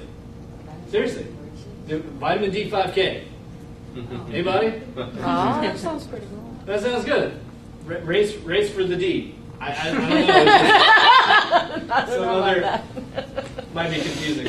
But what we got is this vitamin D serum levels. When you measure it in your blood, there's certain levels that we want to have. Now the problem is the recommendations by the current regulatory structures are very low by compared to what you need. RDA is 400 IUs. which is about enough to prevent rickets. Is that a big deal in our society right now? Right. Rickets? I have not seen one of those in my entire life.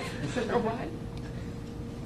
What is it? Yes. My point exactly. What we need is anywhere between 5,000 to 10,000 IUs daily in order to get into these optimal blood levels. And so we need to consume the cholesterol, we need to be consuming the vitamin D, and we need to flat get outside.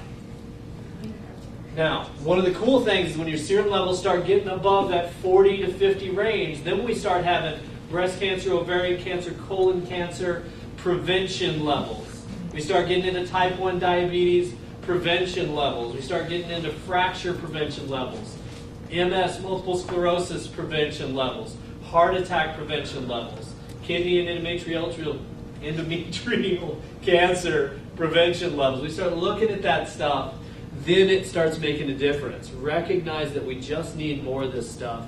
In an acute infection scenario, we can take as much as 1,000 IUs per pound of body weight for up to 7 days.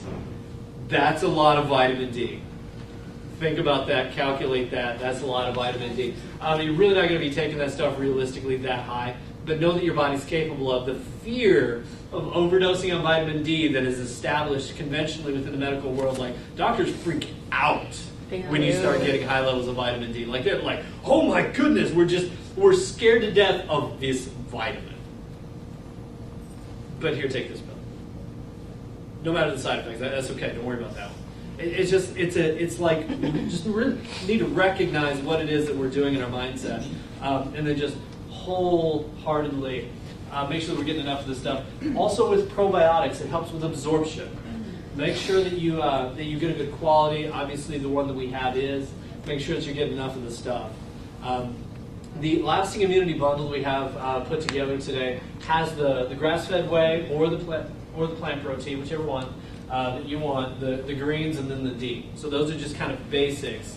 And so I know that I've run out of time for part 2, so we gotta take a break, go to the bathroom, check out vendors, answer questions, have some more cake if we still have some, and we'll get started again here in a few minutes. So, all right, let's get at it. Who likes oxygen? Okay, a couple of fans of breathing. We're good. How about exercise? Okay, a couple of you like exercise. Exercise is a great way to get good at breathing. Gives you plenty of practice, right? And so that's a great way to get oxygen into your system. There are actually all kinds of additional facility strategies that oxygenate the body that you can do in specific natural care clinics. I can get you resources connected to places that do those in Illinois, but whether that be hydrogen peroxide, H2O2 type of therapy, which is one of the reasons why hydrogen peroxide is great on wounds, because it oxygenates the tissue. So ozone is another great oxygen therapy, and then one just great way to get oxygen is breathe. So when you're trying to get healthy, this shadow, the darkness is coming after me. Or here's one of my other favorites. You want to get fit? I'll take the escalator. Oh my God. So bad. And then hey, it's what it feels like on the first day back. Why is everything so heavy? Why is it so hard right now? But the oxygen is good, right? Sweat is good. Just sweat is good. Can everybody say that? Sweat is good? Some of you like cringing whenever you're like, I don't like sweat. But sweating is one of the greatest ways to detoxify. It's actually a way that you can get heavy metals out of your body. You can get toxins out that way. Sweating is good. The sun is good. The sun is not out to kill you. Got to be the thing too. So sun is good. Hugely helpful. Sweating is not bad. One of the problems we find in chronic illnesses in many cases, and cancers in many cases, people have stopped sweating.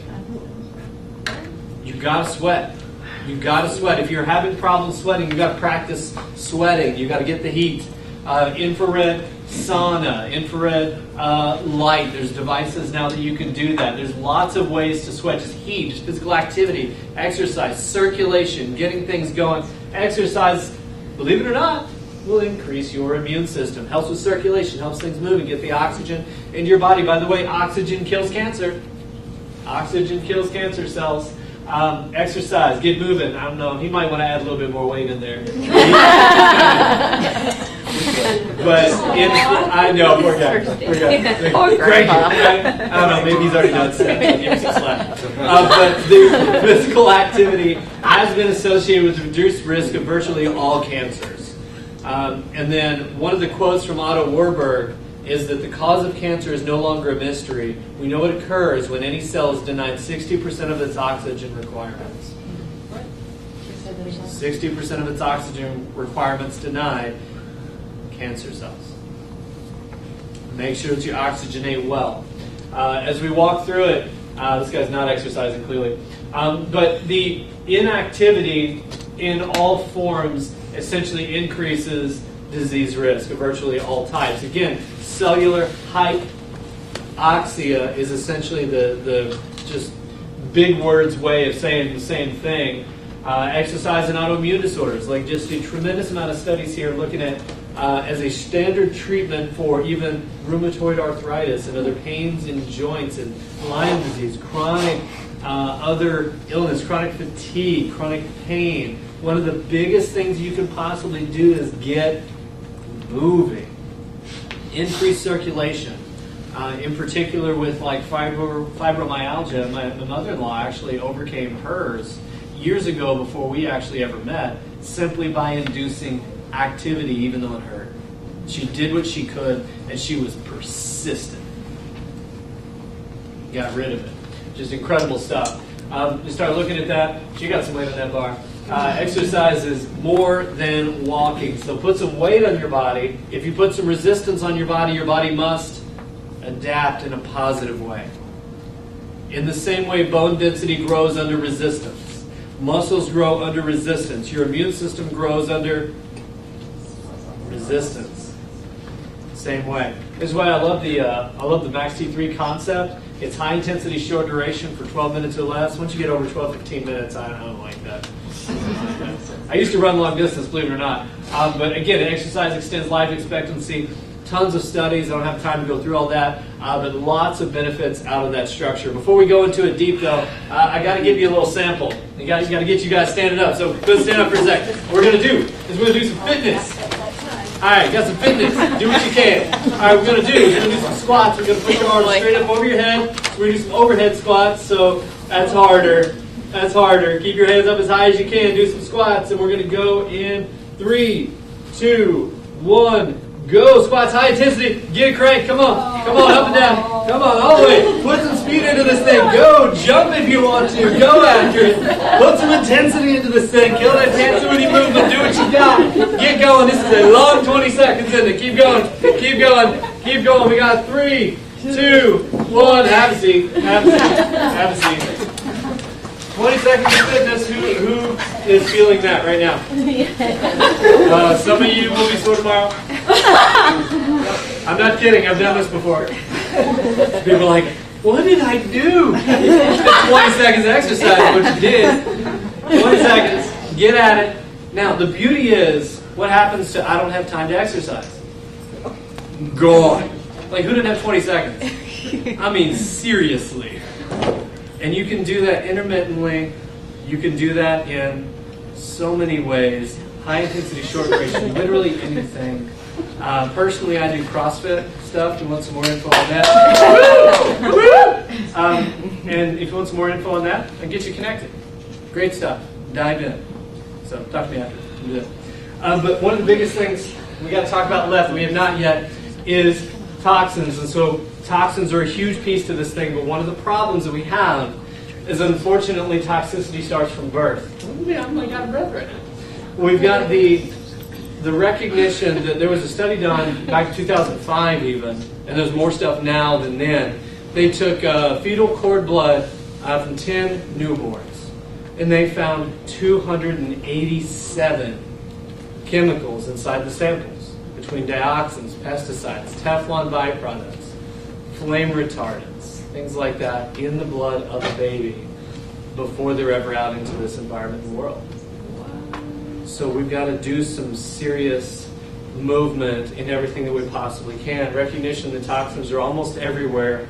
The EPA found, unfortunately, that our indoor environment is actually more toxic, and in some cases as high as 100 times more polluted than the outdoor air. So our indoor homes, take advantage of the resources you have. Start cleaning up one product after another. As you run out of one, move into something good. As you run out of one, move into something good. Start cleaning out some of the chemistry and the structure. Let's just talk about a few of them. So personal care products, sorry ladies, there's some of the most toxic laden stuff in most of those things. Go to the Environmental Working Group, go to ewg.org. They even have an app called Skin Deep. And you can download the app and they will list a tremendous amount of information about commercial products. Take a look at that stuff. There's actually some now clean resources through Young Living that you could actually get some clean, bare minerals based products. As you can see, clearly. Just kidding. Cookware is another big thing. Teflon, just so that you know, like if you look at the label, they'll actually warn you about having small pets or small birds in the area if it's on high. The smoke can actually kill small animals. Yeah, I remember one label actually said small children. What? On the label. Just like it's crazy when you start looking at this stuff. So Teflon is supposed to be banned. At this point, I don't know what's holding up the legislation, but it is what it is. Can't trust them. Do what you can now for your own self. Move to ceramic, stainless steel. Glass. Was that? Glass. Glass. You can use glass or cast iron. It's another good one. And then natural cleaning products. Just switch out some stuff. And then I forget what that one actually was. But there's a ton of different things that that we can do. I think the biggest thing is just recognizing that we need to start. I mean, I think that's really the biggest proactive thing that we can do is to start. If you have brain fog, if you have a lack of energy, if you have any amounts of inflammation in your body, there's a pretty good chance that you have some toxins in your system. If there are 287 chemicals found in children, there's a pretty good chance that you have some stuff in your system if you have not intentionally sought to detoxify. So natural detoxification, the beauty is that there are literally 7 channels that your body has to detoxify. I got to fast forward, I don't have time to go through all that stuff, which we, actually there's online, I believe we have did we record our detox seminar? We have that one? Okay, so it's on our YouTube. Check into that. Go into detox way more heavily. I'm going to talk about detoxification pathways. The 2-step pathways through your liver require a few nutrients, which you make sure that you get into your body. As long as your liver has good nerve supply and is functioning and is not physically blocked due to congestion of inflammation in your gut or infection or things like that, then the processes can begin to flow. You need B vitamins, you need folate, you need glutathione, which is made out of amino acids out of protein, antioxidants, things like vitamin C, vitamin E are antioxidants. Milk thistle is a great example. Other carotenoids, things that make orange stuff orange, like carrots. So, anyways, the required nutrients here, more amino acids. Glutamine is great for the gut as well. Glycine, taurine, cysteine, other sulfurated phytochemicals. Anybody you ever smelled some eggs? They just kind of sulfur kind of makes you smell funny. But that sulfur is a great strategy for detoxifying these things. So another area of sulfurated chemicals found in garlic, again, raw garlic, seeing that repeat there, and in other cruciferous vegetables. And then, of course, you can systematically get those things more in. And then it drains out of the liver, into the gallbladder, through bile, and then into your bowel. And apparently there's actions. I didn't make the chart. I just think it's funny. But the blood filters through your kidneys and then comes out in your urine. And so there's all those strategies to begin to just facilitate the way that your body's already made to do that. Just making sure that we're intentionally putting in what we need. You can actually test to see specifically what your body is deficient in. There is metabolic testing there, which we can get you connected with if you need. But ultimately, a very complicated, about 13-step process has been simplified into 2. It makes it super easy to do. There's the cellular detox to actually unwrap the cell. to begin to open up the cell through the glutathione boost, lots of detoxification intentional strategies to be able to open up the cells, get the toxins out, and then the body detox portion actually connects to the stuff, binds to it in the gut, and eliminates it out of the then body. And so make sure that you're perpetually detoxing those stages, but that two-stage detox system is a powerful support, but it's also gentle enough to do daily. So it's not a take the thing and feel like trash tomorrow necessarily. Although if you do have a lot to unload, there's a potential in any detoxification program to have a little bit of a symptomatic response. And if you'd like some navigation on how to process that, I can certainly help you out. But you've got to open up the cell, and then you don't want to just retox. You want to make sure that you bind it as well to get it out. So a great way to do that. And then, of course, I'm going to skip over the little video here of why should you value your spine. I think it's pretty straightforward. But ultimately, your brain controls every function in your body. Literally every section of your body needs nerve supply to heal, including a stomach, including your digestive system, including your lungs, and including your heart. And that's really the reason why the spine is so important. Now, this is why as you sit at work, it's so important to stay upright. And when you're lifting, it's so important to maintain good form. You want to make sure that each of the joints of the spine, your backbone, the backbone is like is a foundational phrase for so many things, like the backbone of fill in the blank.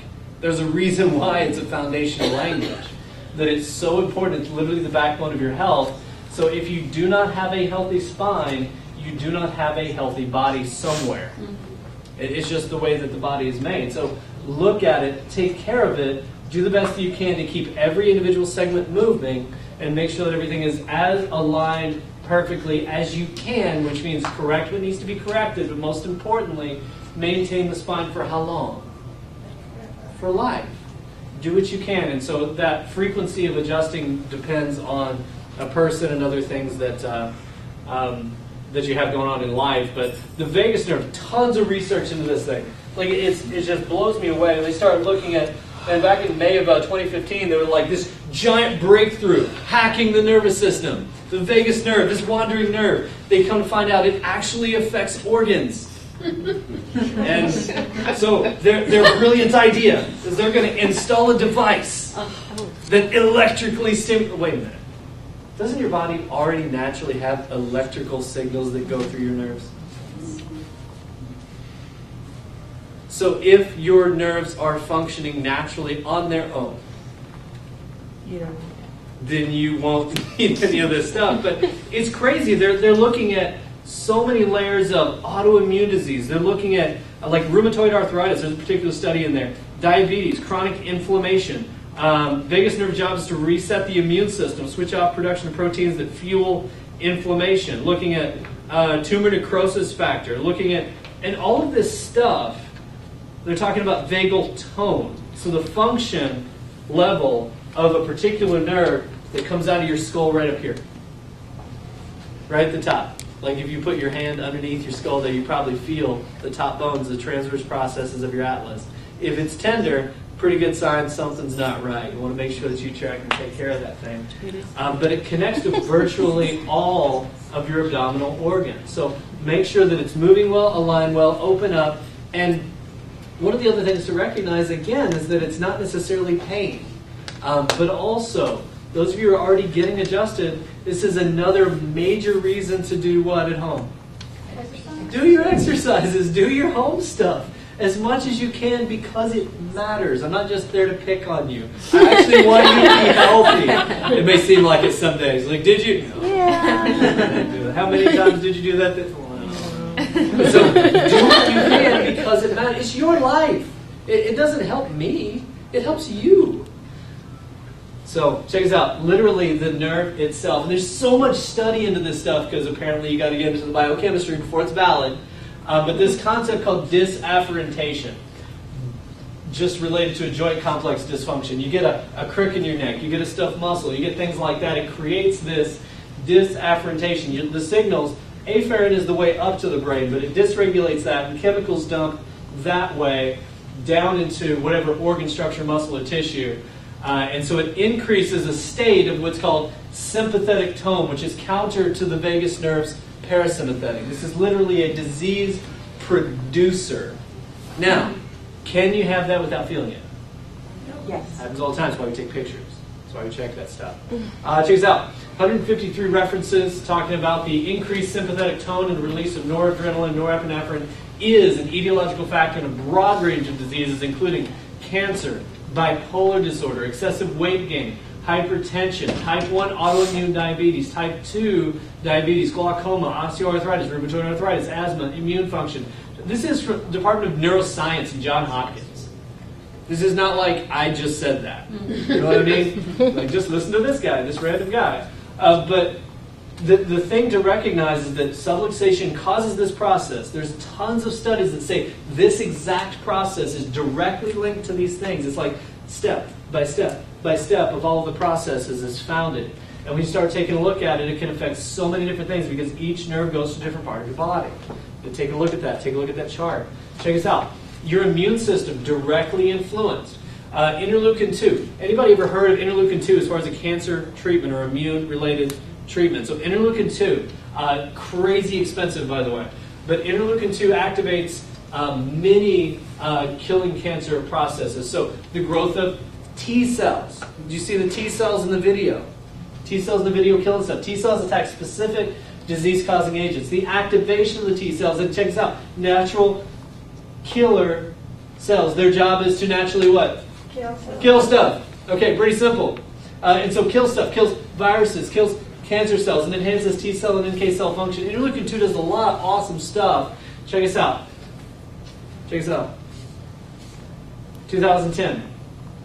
Direct response from an adjustment to this same process. Temporarily influenced interleukin 2 regulated biologic responses. Each adjustment. Which means if you're fighting off something right now, in short term you're expressing symptoms. You're not sick, your body's healthy, but you're expressing symptoms. It's a good idea to go ahead and get adjusted. Pretty cool stuff. You start recognizing and understanding how it works. The interleukin 2 biological processes that activate LAK, tumor-destroying and immune-boosting cells. Another one, you could assume from all of this stuff that spinal correction, as well as ongoing wellness care, would establish ideal interleukin 2 levels and potency and immune system shrink, especially on a long-term basis. It may take a while to build and rebuild these things, but ultimately, you want to make sure that you're doing everything you can to build your interleukin 2 levels naturally. Check this out. Literally the first 15 of 110 different references that are found relatively quickly about chiropractic associated with boosting the immune system. Let me give you a minute to write this down. I'm just kidding. I'm not going to go through all that stuff. But getting adjusted so evidently plays a huge role in the immune system. Now, this is an interesting study. So not just like intellectual idea. I want to kind of get down to the practical and kind of the story here. Masha and Dasha. And they were separated right about the pelvis here. So they had a conjoined circulatory system. But one of the crazy interesting things is that there are certain circulatory and viral-related illnesses that only one had. Only one of them actually got sick and expressed those things. So for example, the measles. Like one got the measles, the other did not. Same legs, same circulatory system. What in the world? They have two different nerve systems. They have two different brains. They have two different spines. Think about that. What that means. Think about what that means for the function of health in these two different people. One of the crazy other things, you start looking at the story, I would encourage you to take a look at it. But one of them actually had very different lifestyle factors than the other one. One of them actually smoked. The other one actually had lung problems. Interesting. So even lifestyle factors become secondary to the body's ability to adapt. Does that make sense? Body's ability to adapt and heal is the primary thing here. Let's see if we have any luck with this particular video. Play. Videos are not working today. They worked when I tested them. Anyway, normal cervical curve. You take a look at the x-ray, C-shaped curve, protects the spinal cord. And when it's in that position, it's considered what researchers call the arc of life. So very, very healthy. So it's one of the biggest biomarkers that we want to make sure that we take care of, which means Intentionally do your exercises, lay in the rolls, do the traction, get your adjustments in the recommended frequency. Take it seriously. Because what happens is if that gets straightened out, it literally tensions on the nervous system. It literally affects the body's ability to heal and function. And then it can begin to degenerate over time. That's when, if you take a look at what happens in here, as discs begin to degenerate, as the cord begins to get affected, it begins to squeeze on certain areas, and the cerebrospinal fluid doesn't flow as well, which means nutrients don't get to the brain and waste products don't get out as quickly, and so it's just a little bit slower. Are you going to feel that necessarily? No. That's one of the biggest things to recognize. It currently can continue to degenerate further, and unfortunately, it's very common. I mean, the first time that people have their spine checked that I see, or at least on average, they said that it's about age 46 when a person gets their first, in America, spinal checkup. Could you imagine if your first dental visit was at 46? That is not a good scenario. Babies can be checked. How many of you saw the video we posted on our Facebook? Oh man, just like Knox is super cute. He's basically just giggling throughout his entire adjustment. Babies can be checked literally as soon as they're on the outside. And so very gentle, very soft. Check, correct what needs to be corrected, and most importantly, maintain. Here's an example. Dr. Charles Majors was diagnosed with stage 4 cancer. They found 4 different tumors on his brainstem, and then it had metastasized apparently from other areas of the body. As they went in to do the surgery, it started bleeding everywhere, and he almost died during that bit of surgery.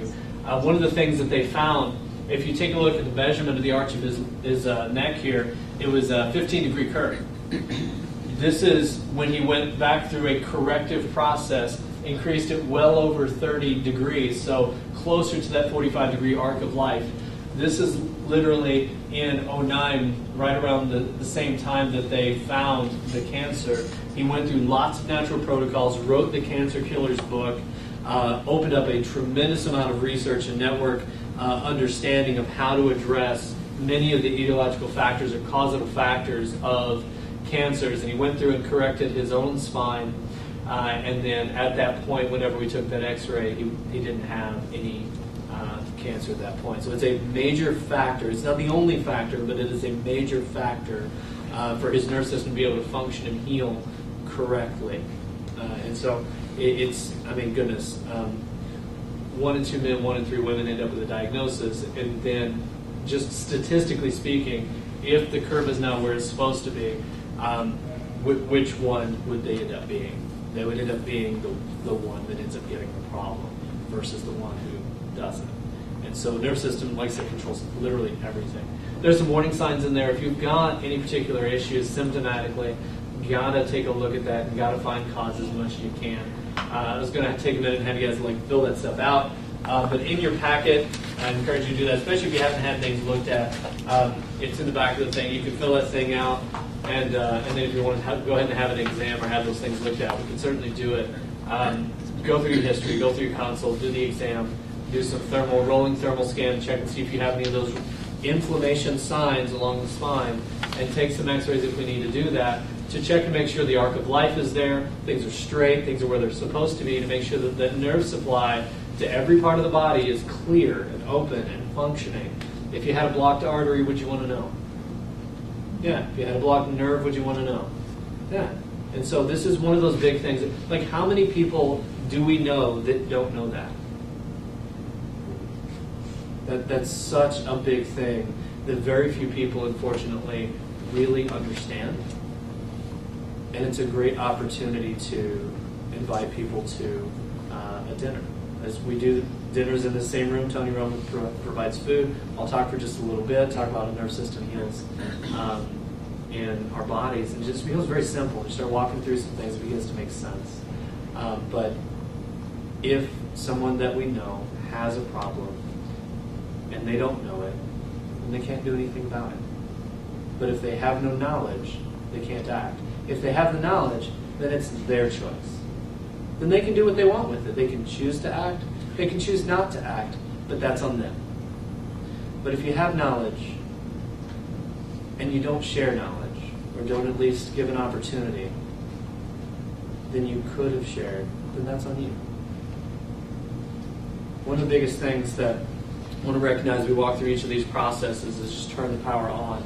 And I have so many other things that I really wish I could have gone through, but we're running low on time.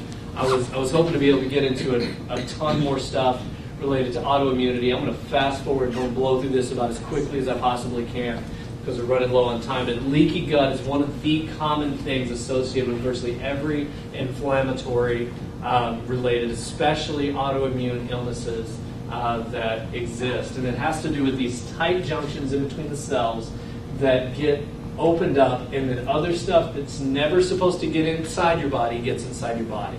So things can get into your body lots of different ways. This is one that you can't see.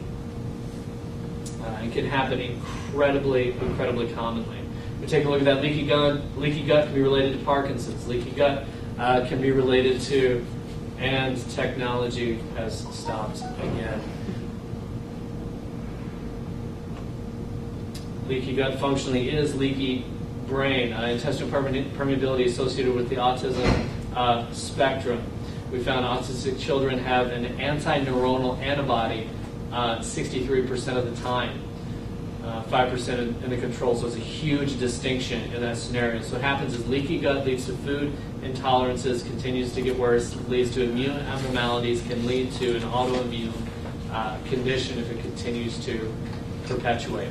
As we look through this, there are so many different autoimmune conditions that are related to that. Type 1 diabetes is one, relates to the blood sugar. Rheumatoid arthritis, highly inflammatory, tends to settle in joints and create issues there, but certainly directly related to that. Crohn's disease is another one. I actually need to run spell check on that. That's not spelled correctly. But we have just the nature of that digestive related illness directly related to these things. Ulcerative colitis is another one. Dr. Chris Zano, one of the more prominent Max Living docs several years ago, talked about his story of how he got into chiropractic and changed his lifestyle. He was actually a high-level bodybuilder and was at like the prime of his career, and then started losing a bunch of weight, started bleeding out of his bowel, and started having all this other stuff going on, and all of a sudden ended up with this diagnosis. He went to the best in Texas that they had. Come to find out, he had like a 20-degree curvature in his lower back, had no idea that was even there. He could deadlift, no pain, just massive amounts of weight, but was able to overcome his particular issues. His story, his testimony, powerful stuff. Multiple sclerosis, I've talked countless times about my mom and her struggles and the spine issues that we found there, as well as the nutrient deficiencies and other things that had accumulated because the body can't heal, adapt, and digest. So many of those things directly related. Hashimoto's thyroiditis, another one. So if we can prevent the leaky gut, and or if we have it heal the leaky gut, zonulin is one of the things that controls the tight junction. It is a biomarker that can actually be tested for. Zonulin has been found in many cancers at high levels, including the autoimmune diseases, type 1 diabetes, ankylosing spondylitis, systemic lupus erythematosus, that's SLE, RAs, rheumatoid arthritis, irritable bowel disease, celiac disease, other nerve systems, so MS, so many other things, psychological issues, varieties of cancers associated with these high levels of zonulin, which is a marker of that gap being open. So wheat associated with leaky gut. Another one of the biggest reasons why we want to get rid of that. So gluten basically is like glue to your gut. So you don't want glue in there keeping stuff from leaving out. So make sure we get that out. So gluten-free diet improves leaky gut and autism spectrum disease symptoms in this particular study. Gluten-free diet resolves neurologic symptoms in celiac and non-celiac patients in several situations, extremely helpful. Metals, heavy metal toxicity can be something that can actually damage the blood-brain barrier, as well as other related issues. Alcohol can cause leaky gut. Prebiotics decrease the amounts of zonulin. So you see the garlic again. You're seeing lots of greens here. Asparagus, you like asparagus. Anyways, so put that stuff, chicory, dandelion greens, leeks, asparagus, artichokes, tomatoes, onions, lots of stuff there decreases zonulin. Vitamin D associated with leaky gut. Decreased melatonin. Get your sunlight. Stimulates the pineal gland, and when we lose the sunlight, which means the electronic devices and blue lights need to be shut off from melatonin production. And that's the thing that creates sleep pattern activation. Sleep apnea associated with that. You need to breathe. You got to breathe, especially when you're sleeping. When you're sleeping is when you heal. Stress can also cause leaky gut. So you got to get those things moving forward. Your teeth can actually be leaky, unfortunately, as well. So endotoxins from root canals can be part of that. Obviously, there can be metal in the mouth that can also toxify. A holistic dentistry is a specialized type. Unfortunately, I don't know anybody in Central Illinois who does that. They have to head out of town for those things. So gut healing bone broth, super helpful. Got a short little video. I'm going to assume it doesn't play. It actually plays.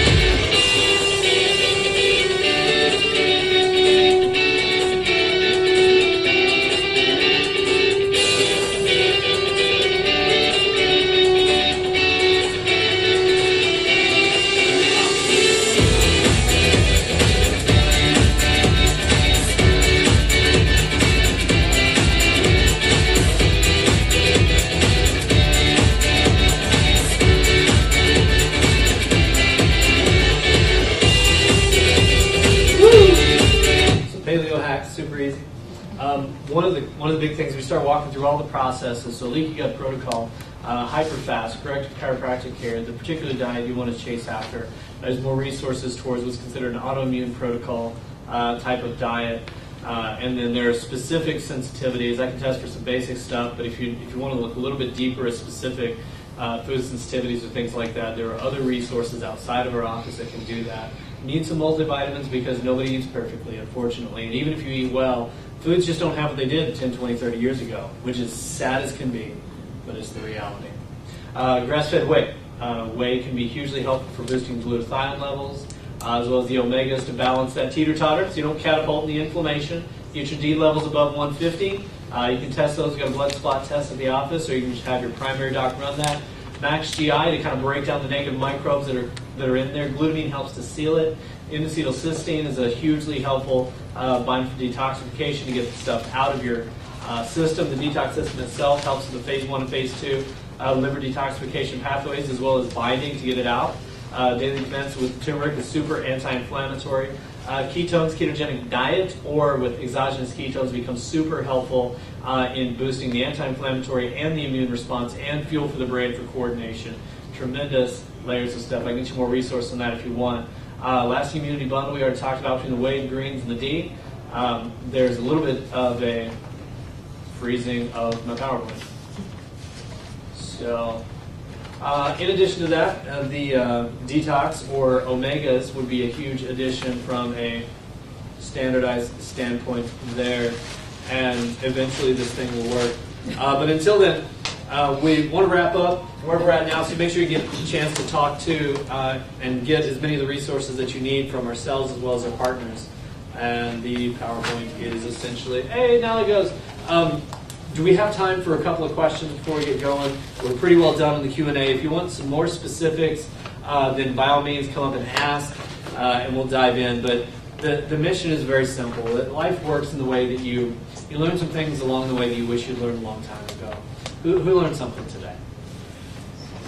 Who can think of at least one person who should have been here? Yeah. And that's why we do events, and that's why we do our dinners. On the back of your health survey, what I'd like for you to do is just write down any of those people's names if you don't have their contact info, no big deal. We're not going to try and like sales call people. What we want to know is who is in your sphere of influence that you care about, that you want us to find a way to help out, even if it's simply to remind you to reach out to them and you invite them to dinner. And we're not involved in the interview process at all. Or if you want some help, you want us to call them, if that's intimidating to you, we'll do that for you. Whatever works, we're here to help because we know that there are people that you care about who don't know what you know now. And so that's our mission, is to be able to help people. And then, of course, we've got continued education. If you want to get your spine checked, you really need to do that if you haven't. Do your home care exercises if you have. Get your resources. Bring a loved one to dinner. Focus on building your immune system. Very simple. Went through a ton of information today. There's so much more I really wish I could have gone through, but we're out of time. We'd be here till 5. I won't do that to you. Not today anyway. Thank you guys for coming. Plug in, ask questions, dive in, build your immune system. Make it strong.